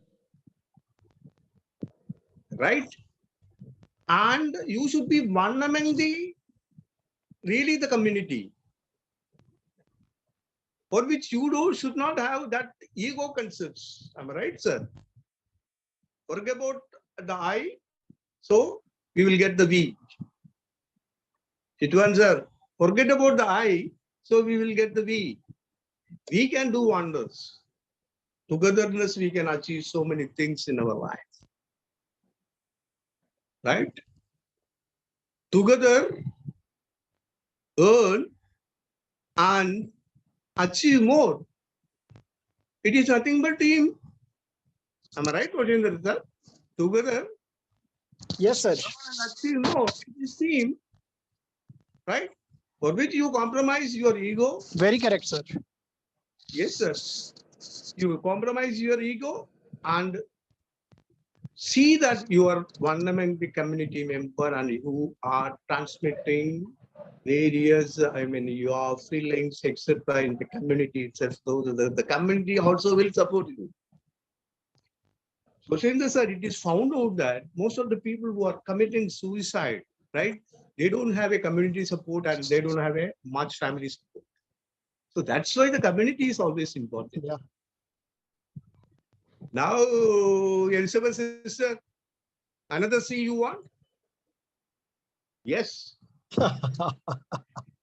Then nothing but the communication. Am I right? See, here, the most important communication is not between Elizabeth sister and myself, or Tosendra sir and myself.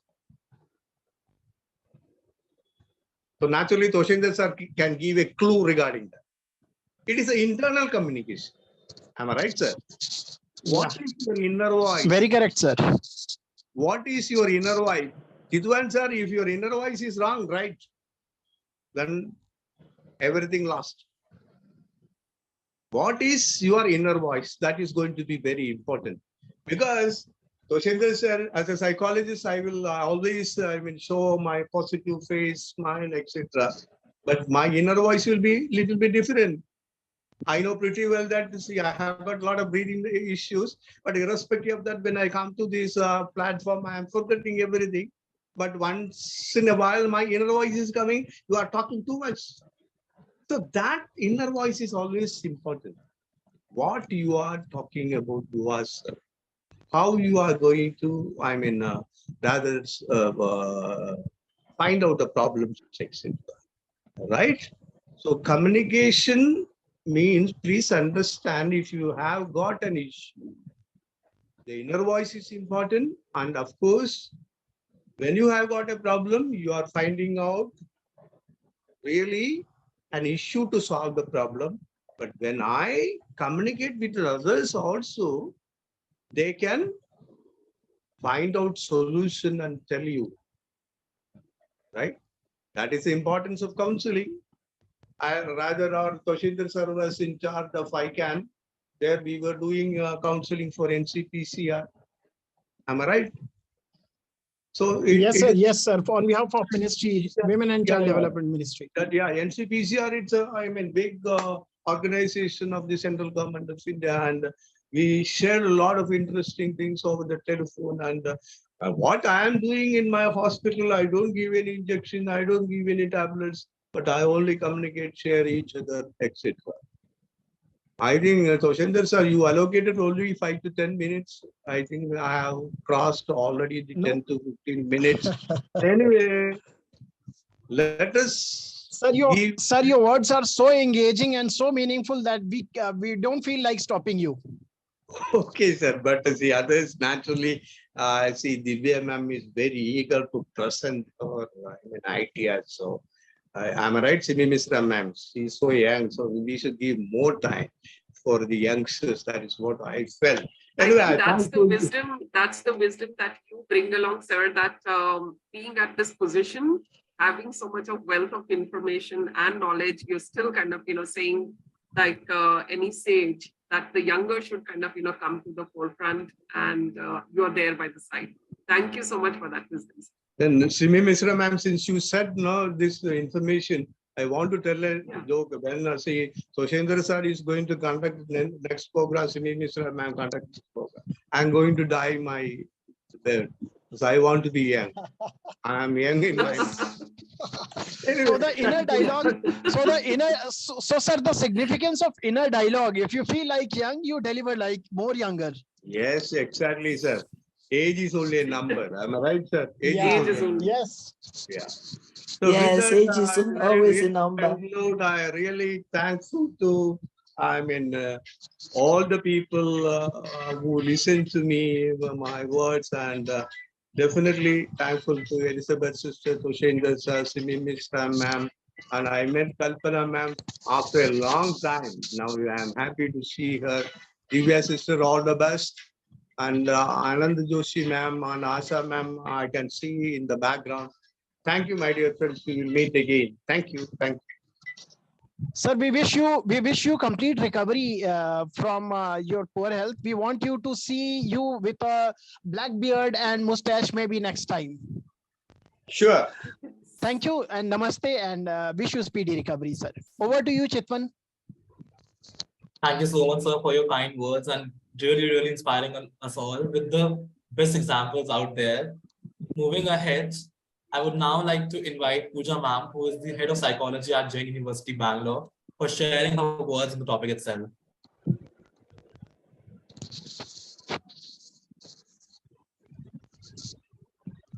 Pooja ma'am, you are on mute. Probably your voice is not coming, ma'am.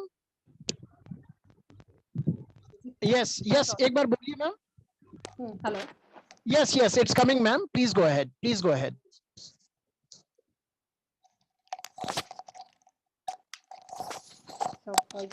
So, good afternoon and good morning to Excellency, Professor Elizabeth. Now, as an academician and psychologist working in Jain University, I would like to extend my heartfelt gratitude to the organizing committee of YYCI, especially Dr. Tushen, that who has managed this much effort he had actually put in to bring all of us together on this single platform where, and it is very easy for us now. We can see that internationally also we are able to connect on this wonderful topic of resilience and harmony for inclusive society. I would like to congratulate the organizing committee for bringing us all together.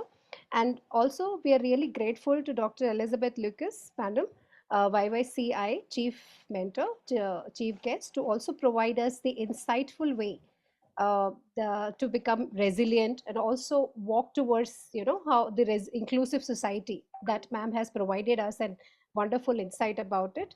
And Dr. Simi Mishra and other celebrated speakers, especially Professor Raghunath, just we have heard of him and how he expressed himself, how that kind of connection he made with each of us in bringing us that kind of a clarity in resilience and harmony. Now, like a lot of us, we have heard of how that that insight was being provided and how to build these bridges that connect our differences rather than, I would say, the walls that divide us. So only through, we say, the harmony, this is possible, that we can truly harness the collective strength of our nation. And youth play an indispensable role in it. We say that youth have the power to advocate for inclusive and equitable society through this, as we have been hearing, through this the attitude transformation that one of the speaker has actually emphasized on, and how much this kind of bringing that solutions becomes important rather than talking about the problems or the concerns that youth face. That most likely that integrating the solution and bringing it, proposing the solution becomes more important, as Raghunath sir has already pointed out, that perceiving the problem as an opportunity becomes really important. And I'm really inspired with this kind of a thought that youth, nowadays they have that tendency to lose control, or that they lack the flexibility, especially what we have seen in crisis, that they always face up rather than, they embrace the challenges. What is that is being seen as more important. So therefore, what we see, the resilience, harmony, and this inclusion, they are not mere these buzzwords, but they are the guiding principles that we say that have the power to transform the lives and also to build a better society. So what we all need to do is to that as the education, we are all working in the education field, so we can be the torch bearers of knowledge as academicians and ensure that no one is left behind. That is what the tendency has to be, so that we need to be a role model for them, and how we execute, how we bring that solutions in our lives, and that we can talk about it, or we can provide them the experiential knowledge that is somewhat is being seen as really, really important. So the true essence of education, what here we see, that it lies not in that only enriching the mind, but also what we can talk about here is bringing all the community together, or bringing the people together, render the support that more accentuates upon instilling the values, or broaden the horizons, and even what we say is nurture the critical thinking that is being seen in order to shape we say the glorious, or what we say the peaceful society. How we can envision that society is through those kind of value system, or the horizon, broadening our horizons and perceiving the problems as the opportunity. So with this, I would like to thank the organizing committee and further, and also to all the dignitaries which are present here, and all the best for the wonderful endeavors that you've been doing. And I'm really feeling small in front of you, to come and address. And it's special thanks to all the especially the Tushain sir, who has been actively, I've been seeing working in this field, and he's bringing all the people together. So that is very happy to see the people, cheerful faces here, and happy to connect with them. Thank you Yeah. so much, ma'am. Thank you so much, ma'am. You are the inspiration. Let me tell you, she is the real icon of resilience. She know how to take work, how to play win-win, and the entire department, not only here, but Pooja ma'am, Dr. Pooja Verma madam is taking care of 3 campuses all over Bengaluru, and many publication, many seminars, webinars, and she personally take care of each student. So she's such an empathetic and generous and compassionate lady. In fact, it's a pleasure and privilege to be guided and led by such a pillar of strength and resilience. Thank you, ma'am, for sparing your time. Despite her hectic schedules and all, she was in a traffic jam. She just joined and she was throughout there.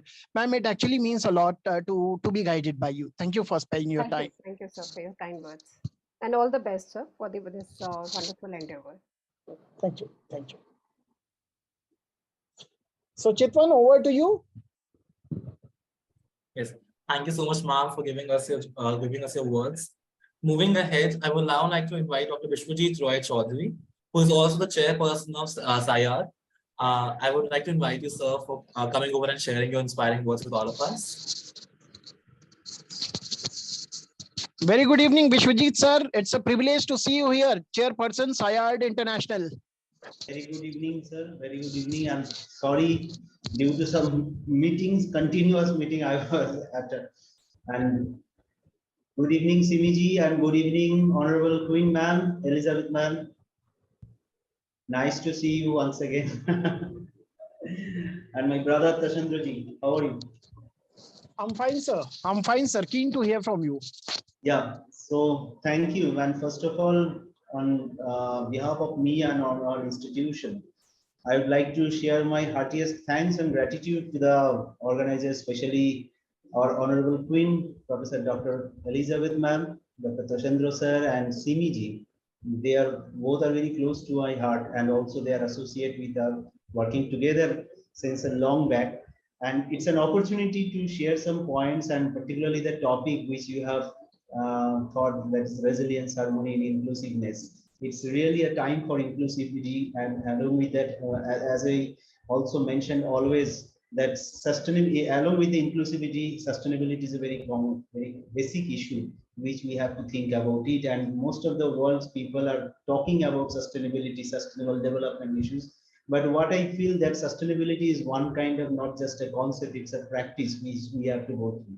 And in that case, the resilience is a very important issue, and it may be either in case of, if we focus on disaster sector, or in case of social sector, economic sector, everywhere we are facing that kind of problems, and where resilience is a very basic point. And along with that, if we think about the resiliency, as we think about the harmony, peace, etc., then definitely we have to think in an inclusive way.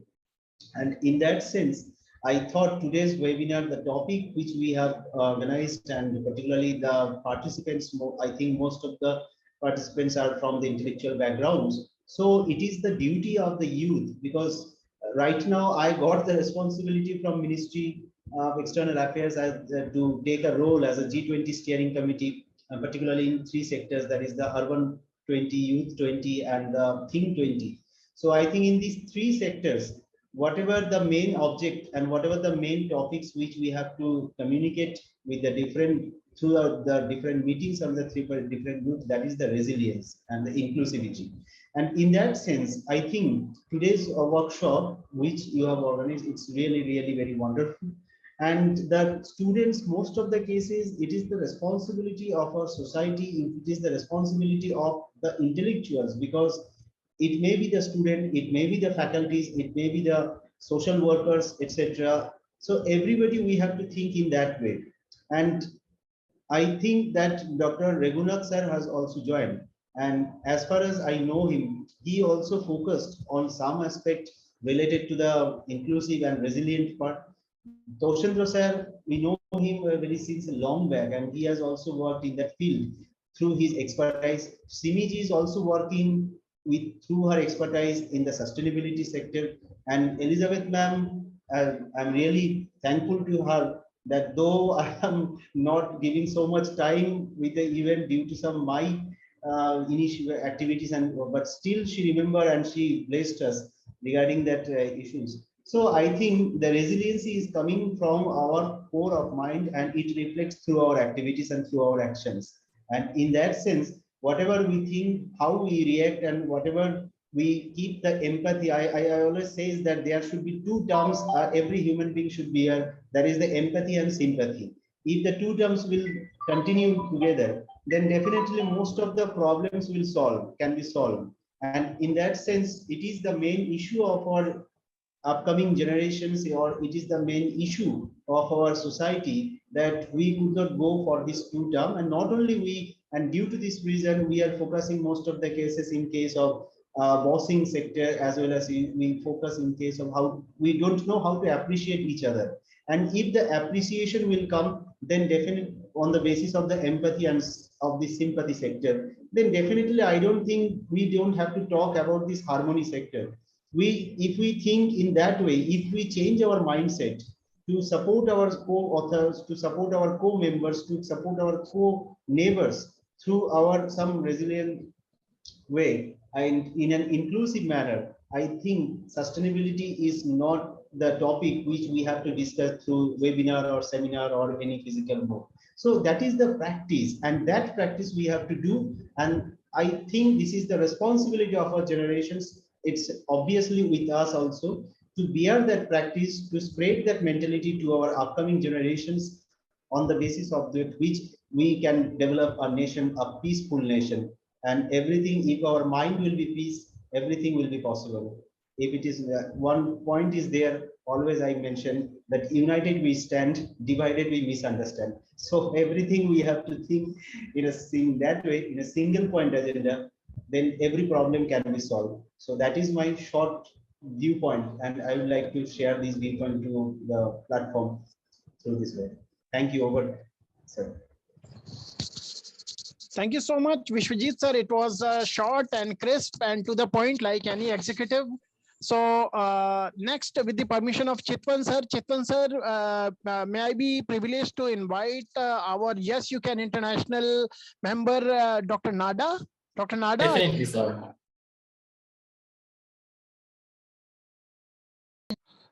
Dr. Nada, are you here? Yeah, not yet. She's not here yet. But Yeah, she'll Dr. be joining. Dixon, she'll be joining us. I think Dr. Dixit is here. You can introduce Dr. Dixit and invite Chitvan. All right.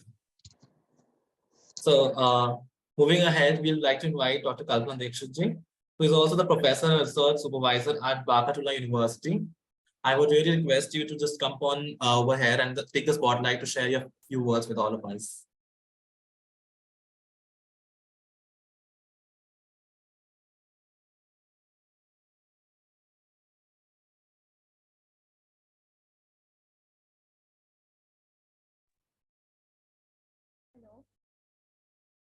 Hello. Hello. Hello. Am I audible to you all? Yes, ma'am. Yes, ma'am. Are you waiting for Dr. Nada, or can I continue? No, ma'am. You can continue. You can continue. Dr. Nada is occupied. She will be joining, but you can continue as of now. Okay. First of all, We are very privileged to have you here as a family of, as a participant from Yes You Can International, and as a close person who has been groomed by Her Excellency Queen Elizabeth Lucas, Madam. So it's a privilege having you here, Dr. Kalpana Dikshit, ma'am. Please share your thoughts. thank you, sir. First of all, I would like to say a humble gratitude and thank you to Professor. Ma'am, your voice is too low. Your voice is too low, ma'am. Okay. Can you bring the speaker close to your mouth? Yeah. Yeah. Now I am audible? Yeah, it's perfect. Yes, ma'am. Please go ahead. Okay. First of all, I would like to express my gratitude to Dr. Professor Elizabeth Lucas and Dr. Tosendra for giving me this wonderful opportunity. I am thankful to Dr. Prakar, Dr. Simi Mishra, and all the wonderful delegates, even the Dr. Ashara, who is not now here, Professor Nada, those who are present here, because this is the prime concern to discuss the resilience and harmony and inclusion.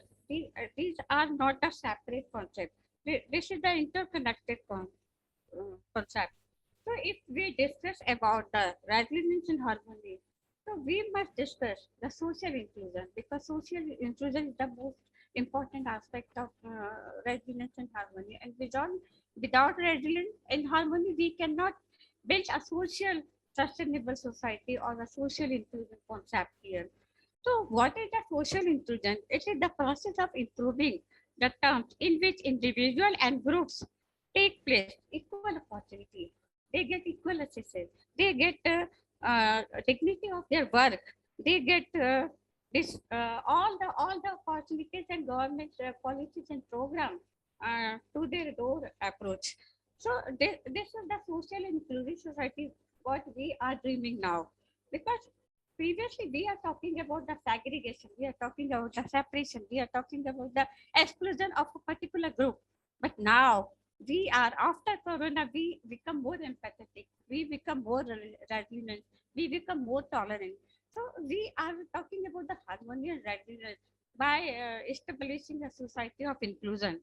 And social sustainability is about to inclusive and resilient society. How can we build this? Because government has voice. Government has to listen our voice and to take the appropriate response. For that, we have to make the policy and provision for activation of this social harmony. And social inclusion is about creating opportunity for all people and addressing deep rooted systematic inequality. What type of inequality are existing in society? You know all that there are differences on the basis of caste, color, creed, age, gender, everything is there. So we have to, and even the disability is also a disadvantage in previous times. But now we are building a harmonious society. We are moving toward a resilient society. So globally, the loss in human capital wealth due to gender inequality is estimated about to $160.2 million. That is horrible.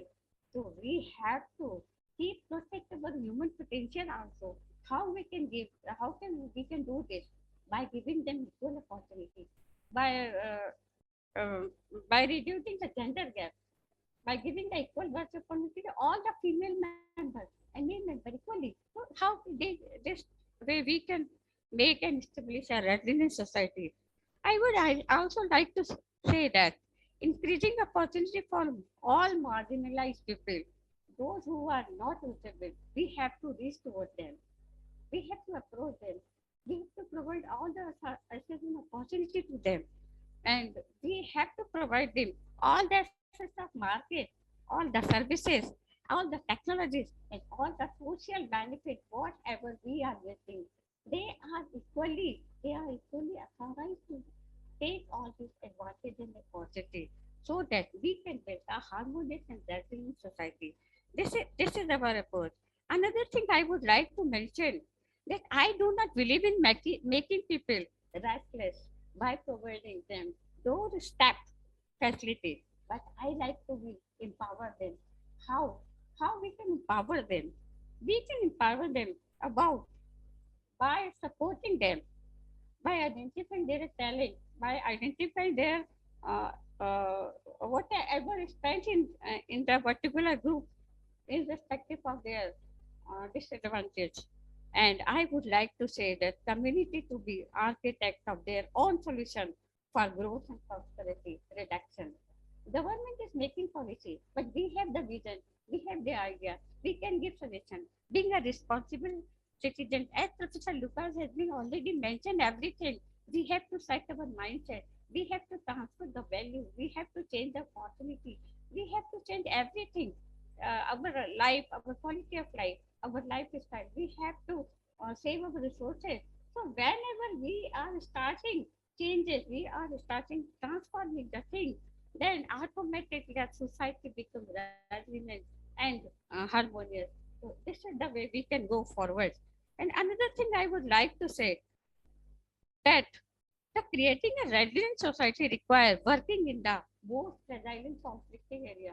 We have to focus on that area, the war affected area, the climate affected area, because we cannot segregate climate, environment, and economy. They are a combined framework. They are under one framework. They are under one unit. If we think about the society, we have to think about the climate. We have to think about the environment. We have to think about the economic development. So they all are connected aspects through which we can establish the resilience and harmony in the society and focus on building social cohesion in countries that are tackling conflict. How to build social confusion, how to support the children and women are engaged in wars, I mean to say, uh, they are under the war situation. So we have to protect and support them because they are also marginalized group. They are also not getting proper assistance. They are not getting opportunity. The schools are closed because of bombarding and other things. So we have to make a separate policy for the war affected area and the conflicting area also. And other thing I would like to mention that if we would like to establish an economic development policy for resilient and harmonious society, then we have to bring a community drive development policy. Drive development policy means each and every community have different needs. So we have to focus on that. And if we prepare a draft of policy and laws and regulation according to each and every community, then definitely we can approach them directly and we can support them for their growth and development. This is also one of the important aspects. And creating resilient society requires working in the most conflicting situation, in the situation where environment and climate disaster is there, and we have to make an environment and social framework.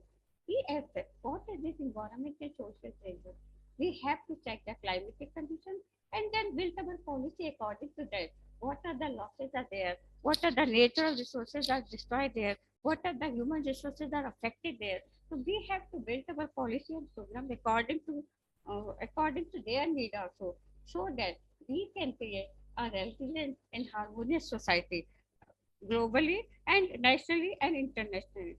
And we have to uh, make the three main pillars stronger for social sustainability. These pillars are inclusion, empowerment, and resilience. These are go one by one. We cannot separate them. We cannot think the economy without the resilience. We cannot think the inclusion without the empowerment. And we cannot create harmony without the resilience and empathetic thinking. So we have to collaborate all these things. And as far as the institution collaboration, that is also important. If we are collaborating, we can build a solid property, solid program. We can give creative ideas.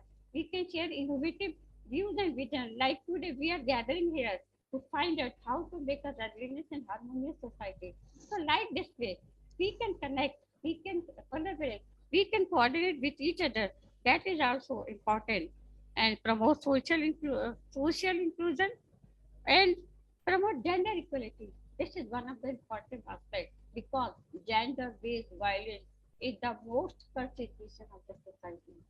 So how to establish gender equality? At workplace, there are violence. At home, there are violence. Domestic violence is there. So we have to make strict policy, laws, and regulation for that to reduce the violence at workplace or at home. Other thing is that we have to ensure access for all the resources, including land, rights, services that are necessary for a true participation of the society. Prevent and address social exclusion, prevent and address elimination all type of discrimination. We have to address. We have to address individual discrimination. We have to initially identify. Then we have to give prevention. Then we have to give support. We have to plan the policy and program. So this is very much important. Identification prevention of the group, marginalized group, disadvantaged group, the people who are tackling different conflicting situations. So we have to identify that situation and their condition also. And we have to also recognize the dignity and respect for each and every individual. In our ancient times, in our Vedic period, in Indian culture, in our Indian nationality, we were respecting each and everyone. Though there are division of labor on the base of Varna, but everyone is respected. Those who are coming to our house, whether it is our helping them or supporting them, we are respecting them. So we want this type of harmonious society again. We want to create respect and dignity for the division of labor. We have to respect and dignity for each and every labor. And to our school children. And not only. Yeah. Yeah, I am just finishing. This is my last point. I would like to say, if we want to empower people, participate in the design and implementation and monitoring of policies. If we get involvement of the people, then we will make a perfect policy, a perfect program, a perfect regulation for establishing readiness, harmony, and we can approach each and everyone easily.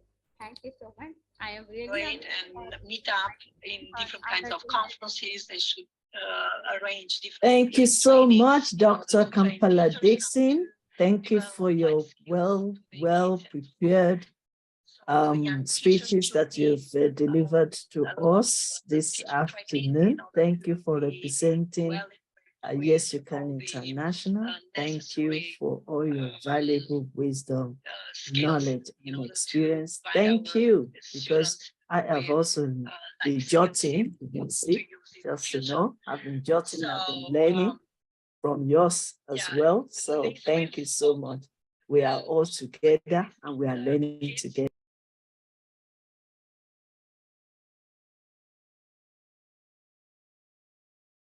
Pardon, ma'am, you're on mute, I believe.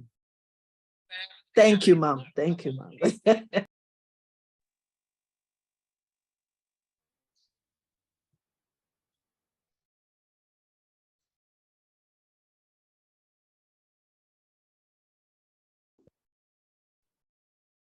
Thank you so much, ma'am, for giving us your advices and words, and in fact, giving us realistic points as well to just note us down. Moving ahead, I would request Dr. Tosendra Dwivedi ji to just let us know if Dr. Nanda is also available for us to provide us with a few words.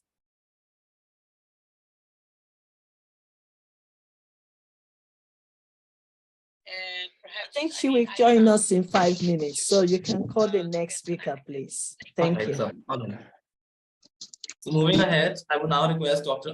Mishra, which is also the head of the Lloyd University of Forensic Sciences, to come up and share their words with all of us.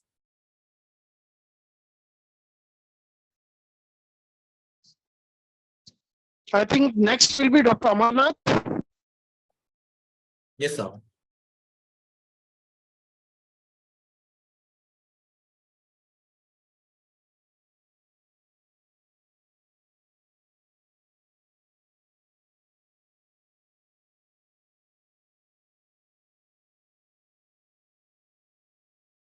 This seems to be a little bit of a technical problem.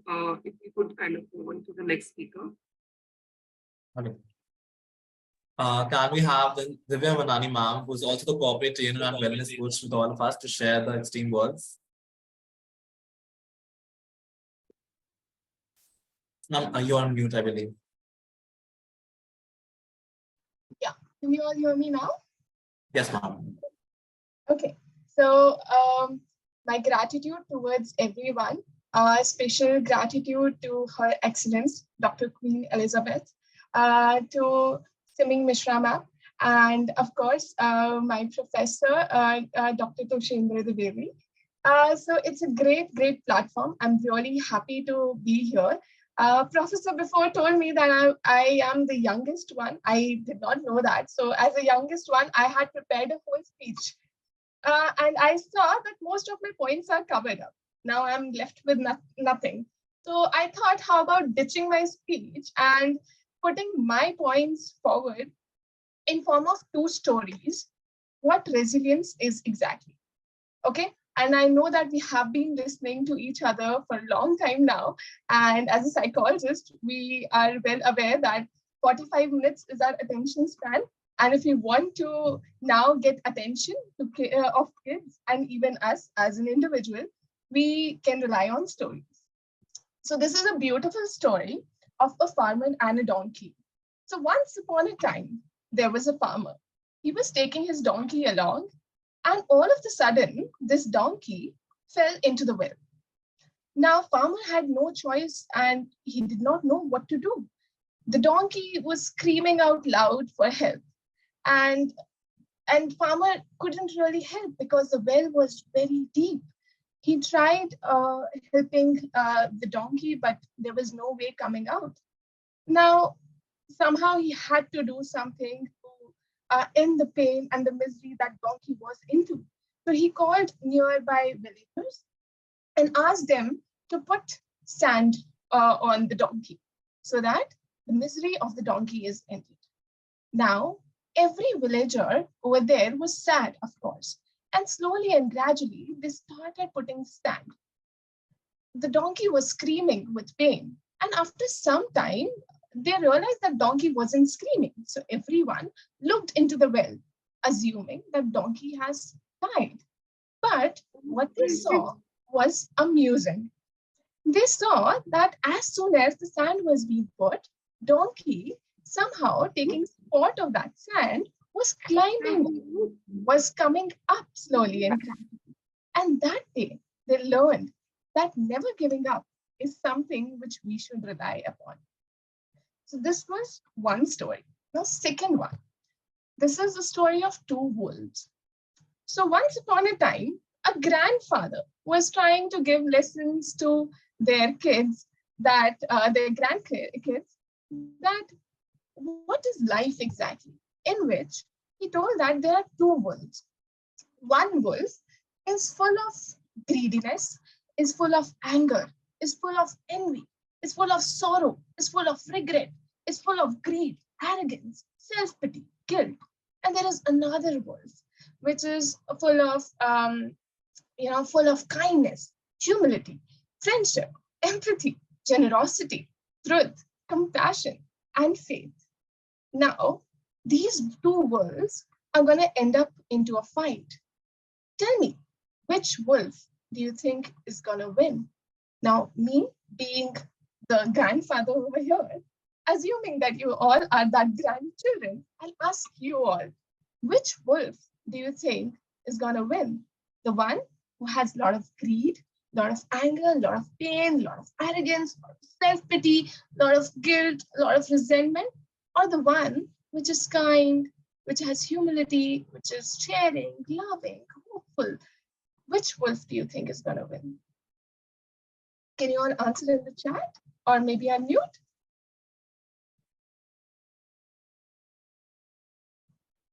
I believe the one who is compassionate would be winning, because there is this, my point is that there is this intellectual in the compassionate one to, think wisely and take the step into the fight. Right. I believe that's my say. Okay. So do we all think on the same line? If yes, then I can, get your heads up. Thumbs up in a way. Do you all think that way? That the other one who is compassion, who is kind, who is sharing will win, right? Even I thought so, that this one will win. But you know what? The grandfather and the grandchildren also thought this is the wolf which is gonna win.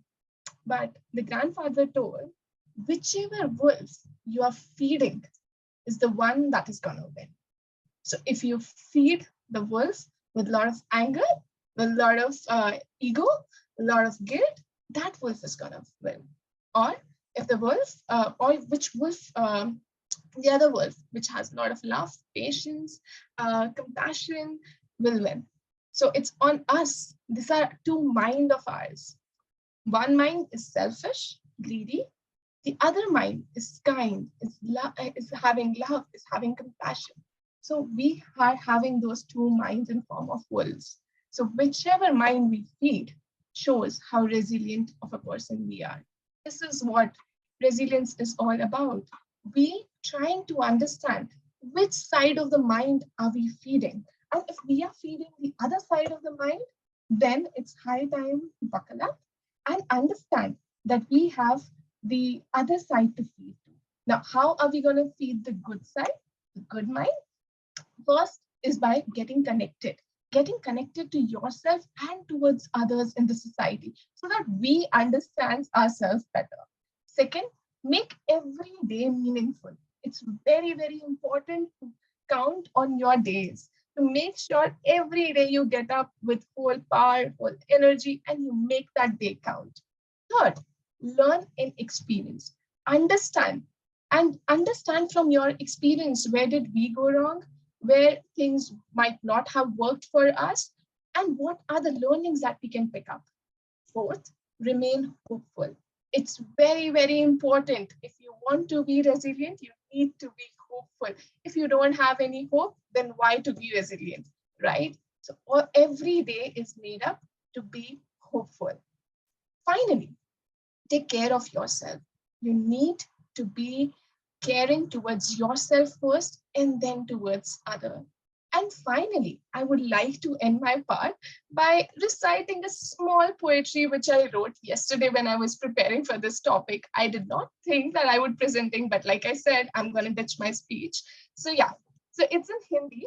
So yeah, मैं नहीं हूँ जो ये दुनिया बोले मुझे.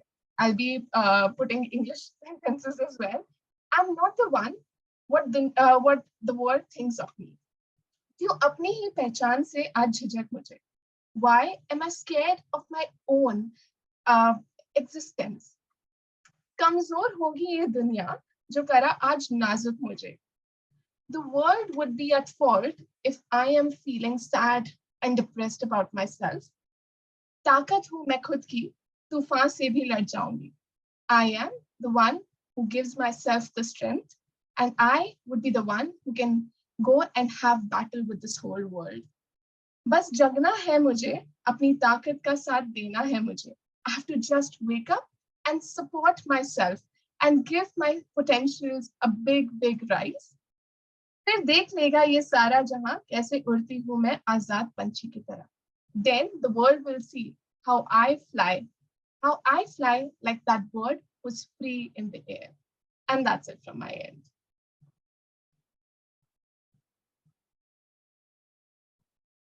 Yeah, and thank you everyone for listening to me with all the patience. Of course, I did not have that whole knowledgeable thing because I had that, but I thought, let me ditch it for now and give some kind of stories and some kind of poetry to give another side of resilience to everyone. That's it. Thank you so much. Thank you so much, ma'am, for sharing the words, especially the stories. It literally and really just inspired us all, especially the donkey one. You know, it actually gave us all a message in some way to take those baby steps and just go ahead with the resilience and harmony on our back. Thank you so much for sharing your words, ma'am. Moving ahead, I would now like to invite Dr. Nada. She's also the co-founder of IIU Europe, and I would request her to share her words on the topic resilience and harmony itself. Thank you. Really honored and grateful. And I want to thank to our great Dr. Queen Elizabeth for this opportunity, and to Dr. Tosendra for this, because I'm really sorry. I was conducting one my conference, so we little broke the time and I come late. But I'm really happy to be with you all here, and I'm sorry that I didn't hear before, but I think that I will have an opportunity to listen it after the session finish. So this topic is really very important. Like example, I want to start that this resilience also means building skills. Like today, what happens to me? How to handle all this, what I have to do in my shadow. So we need to build the skills to also endure the hardship, what resilience means. Our great Dr. Queen Elizabeth from the January, and yes, so I will not mention the before sessions, but we are building, we are having sessions on the relationship. So resilience is very important part of relationships, building these skills to endure the hardship. So we know that this what resilience means for us. It is the ability, or how can we adapt our lives misfortunes and set them back. I'm sure that all of us here today has so many lives misfortunes, but thanks to God and we are still happy, we are living, we are fighting, and if we want all our wishes will come to be true. So we need to test our resilience. We need to test it on the level. Like me, like an educator, I need to be always with a smile, collaborating, communicating with my students. So my students never need to see when I'm not happy or if it is not my good day. So we need to learn. We need to learn how to build our own resilience, and that is very important. That is important. So if something goes wrong, how to come back, how to come back to our normal life. I hear these stories. I will tell my story. Like a little child, when I'm born, I'm coming from Croatia. I'm born in Croatia. And with 1 year, when I was 1 year old, I moved from Croatia with my parents in USA. It was because of my health. I had a problem with the leg, so it couldn't be fixed in Croatia. We need to move to USA. So that was also a big challenge to my parents. They didn't know the language. They didn't have the work, but they were fighting. It was a big challenge for them. So they find a job. My illness, my health was good after a few years. So we struggle we fight all the problems that we have. So that is also today with our work. We know that we are in Europe. In Europe, we have a big inflation. We have a lack of money. So we don't need to think on that. We need to think on that we need to be a happy person. Even we have that problems, that we can solve that problems. So if we talk about the resilience won't make our problems to go away, but will give us ability to see the past them, to find enjoyment in the life, to better handle the stress. So if you are not as resilient you would like to be, you need to develop and learn skills and become more resilient. I say my example, like a child living in USA, and we live so great. We had not one house, we had flats, we have great education. I was going in a regular school. After school, I go to Croatia school. After Croatia school, I go on the sport activities. After sport activities, I go to the music school. I was working 24 hours like a child, and I still continue working on that way. So I'm really happy. Even we moved from USA because my father had a big nostalgia for his country. He loved Croatia and he wanted to come back to live in his own country. So that is adaptation. That is something that is making and giving, I can say, giving you ability to solve difficult situations. So when we are stressed or some kind of trauma, or sometimes we have experience that we are angry, maybe we have pain, we are not able to function normal, but we need to be good. We need to think that that is all normal, that physically, that psychologically, that is something that really needs to be normal, and we need to handle that. So our mental health resilience can also help us to protect our mental health. We need to, I say always, practice our brain, the mental health conditions. What about the depression and anxiety? I can say that even this past time with the corona, with so many things, my parents are a little older. They are also they're ill now. So I'm still fighting with this. I have that. I think that my resilience is helping me to meet all the problems and to protect my mental health. So the conditions in which I'm living are not normal, because working a lot. I don't think on my health so much, but we all need to think on that. You know, today I started my conference before 5 hours. 5 hours I'm still sitting. I didn't lunch yet. So how I can say, Nada, you are not thinking on yourself. You need to think more on yourself.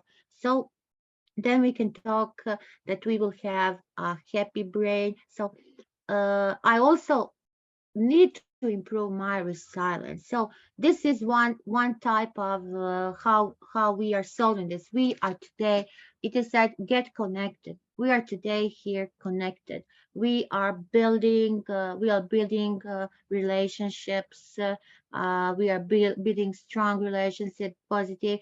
You see, Dr. Queen is here. I'm every day with Dr. Queen. We have a strong, positive relationship. We love each one. We are big friends. So we can always provide the support we need.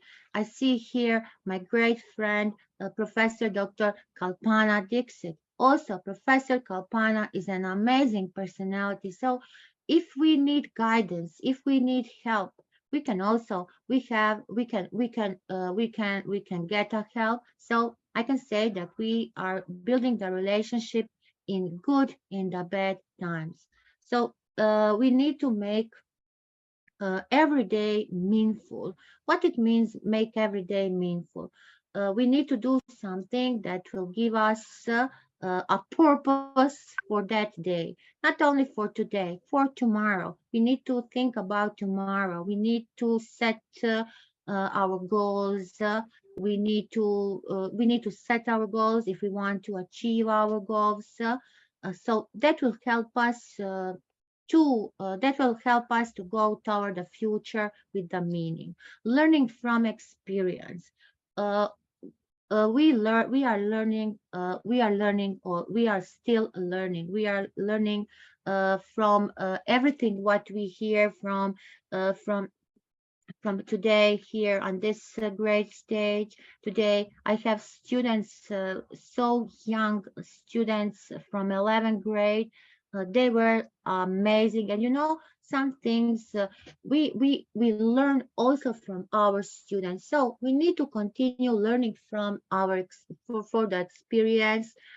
Think if our past was hard, if it was a hardship, we need to move in the future. We need to bring the skills. We need to find new strategies. We need to help. We need to help us. We need to help each other in the difficult times. Always, we need to remain the hopeful. You can not maybe change the past, but you can, I can say again, look toward to the future. You can make changes. If you make mistakes, you will be sure that tomorrow you will not make that mistakes. Again, be very proactive. Think on your problems. Don't ignore your problems, because nobody will solve it for you. Think what you need to do. Make a plan and make a action. So sometimes we need a lot of time for that, recovery time is also very good time. So even we lost something, even we have maybe traumas, even we think that we cannot make our recovery, we can make a recovery. Every situation we can solve, we can improve. So the last thing what I want to say is take care of yourself. I'm always repeating that to my friends, to my relatives, to my parents, to my family. Think on your needs, think on your feelings, participate more in the activities and hobbies. You know what I will say? Yesterday I have a dog, and yesterday when I called my dog, he turned his head. That was a sign for me that Nada, you don't take a lot of care about that dog. So please participate in activities, participate in hobbies. Do enjoy. Life is very short. Include also include the physical activity every day in your routine. Try to sleep, try to get plenty of sleep, try to have your bedtime rituals. Eat a healthy diet, practice to solve the stress, to manage the stress, make the relaxation techniques. In India, we know that it is yoga, but not only in India, you can also have yoga, meditation, and make deep breathing practices. And yes, pray for every day, pray every morning when you get up from your bed. So I think that is some my visions about this, about the resilience. So please remain that, think about that, accept, even you think that you cannot change, you cannot make that changes, you can do that. You can do it. New challenges, new thinking, and if you have new challenges, you will have less anxiety. Thank you. I talked today whole day, so I think I need to stop. Thank you. Thank you, ma'am. Thanks so much for sharing your words. I would now request Dr. Amarnath Mishra, which is also the head of Law University of Forensic Sciences, to conclude the whole session of ours on resilience harmony in a minute or so that we can wrap it up for today. And before we go, can I quickly just comment on Professor Nada, please? Sorry, I asked for permission. Dr. Simi, can I? And can I quickly? Absolutely, Okay. Queen. You may kind of go ahead. Okay. I would also like to bring attention to the fact that we are past the hour and our recording will automatically stop in another 10 minutes. So just wanted to kind of bring this to your awareness. Okay, just 2 minutes. I just want to appreciate Dr. Professor Nada for joining us today. I know you have to come straight from your own conference that you hosted that started since 8 o'clock. I was there as well. And we want to appreciate you, ma'am, for joining us. I know that it's a busy day today, but you still find it time to join us on this platform. So Professor Nada, thank you so much. We really appreciate you. She's also the She's also the co-founder of IIU and the president of IIU Resource Center. Thank you, ma'am. We really appreciate you. I also want to appreciate Dr. Kampala Dixon for being with us since we really appreciate your time. It's not easy, Dr. Simi, to choose to nominate speakers. It's not easy, but I mean, accept us this way, please. Thank you so much. God bless you. Thank you so much, ma'am, for sharing your words. Since we do not have Dr. Amarnath Mishra over here and Dr. Tosendra Ji also cannot join because of some internet issues, I think that we should just proceed with the ending of the whole session of ours. So moving ahead, as we conclude this edition of Inclusion Adda focused on resilience and harmony in inclusive societies, We extend our heartfelt gratitude to all our esteemed speakers, guests, and participants. Today, we have witnessed the power of resilience in overcoming challenges and significance of fostering harmony in building inclusive communities. Through their stories and insights, our speakers have inspired us to embrace diversity, promote equality, and create a more inclusive world. We leave this event with a renewed commitment to championing resilience and harmony in our own lives and within our communities. Let us remember that together, we have the power to break barriers, celebrate differences, and foster a harmonious environment where every individual thrives. Thank you once again to our incredible speakers, our guests of honor, and all the participants who have made this event a resounding success. We look forward to continuing our journey towards building inclusive societies where resilience and harmony prevail.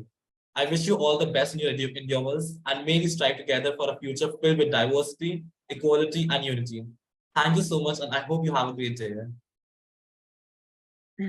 Thank you. Thank you so much. And thank you so much, Dr. Simi, for inviting me. Thank you so much. Thank you. Thank you for taking all the our time out. citizens. Thank you so much. I really appreciate it. Thank you. Yes.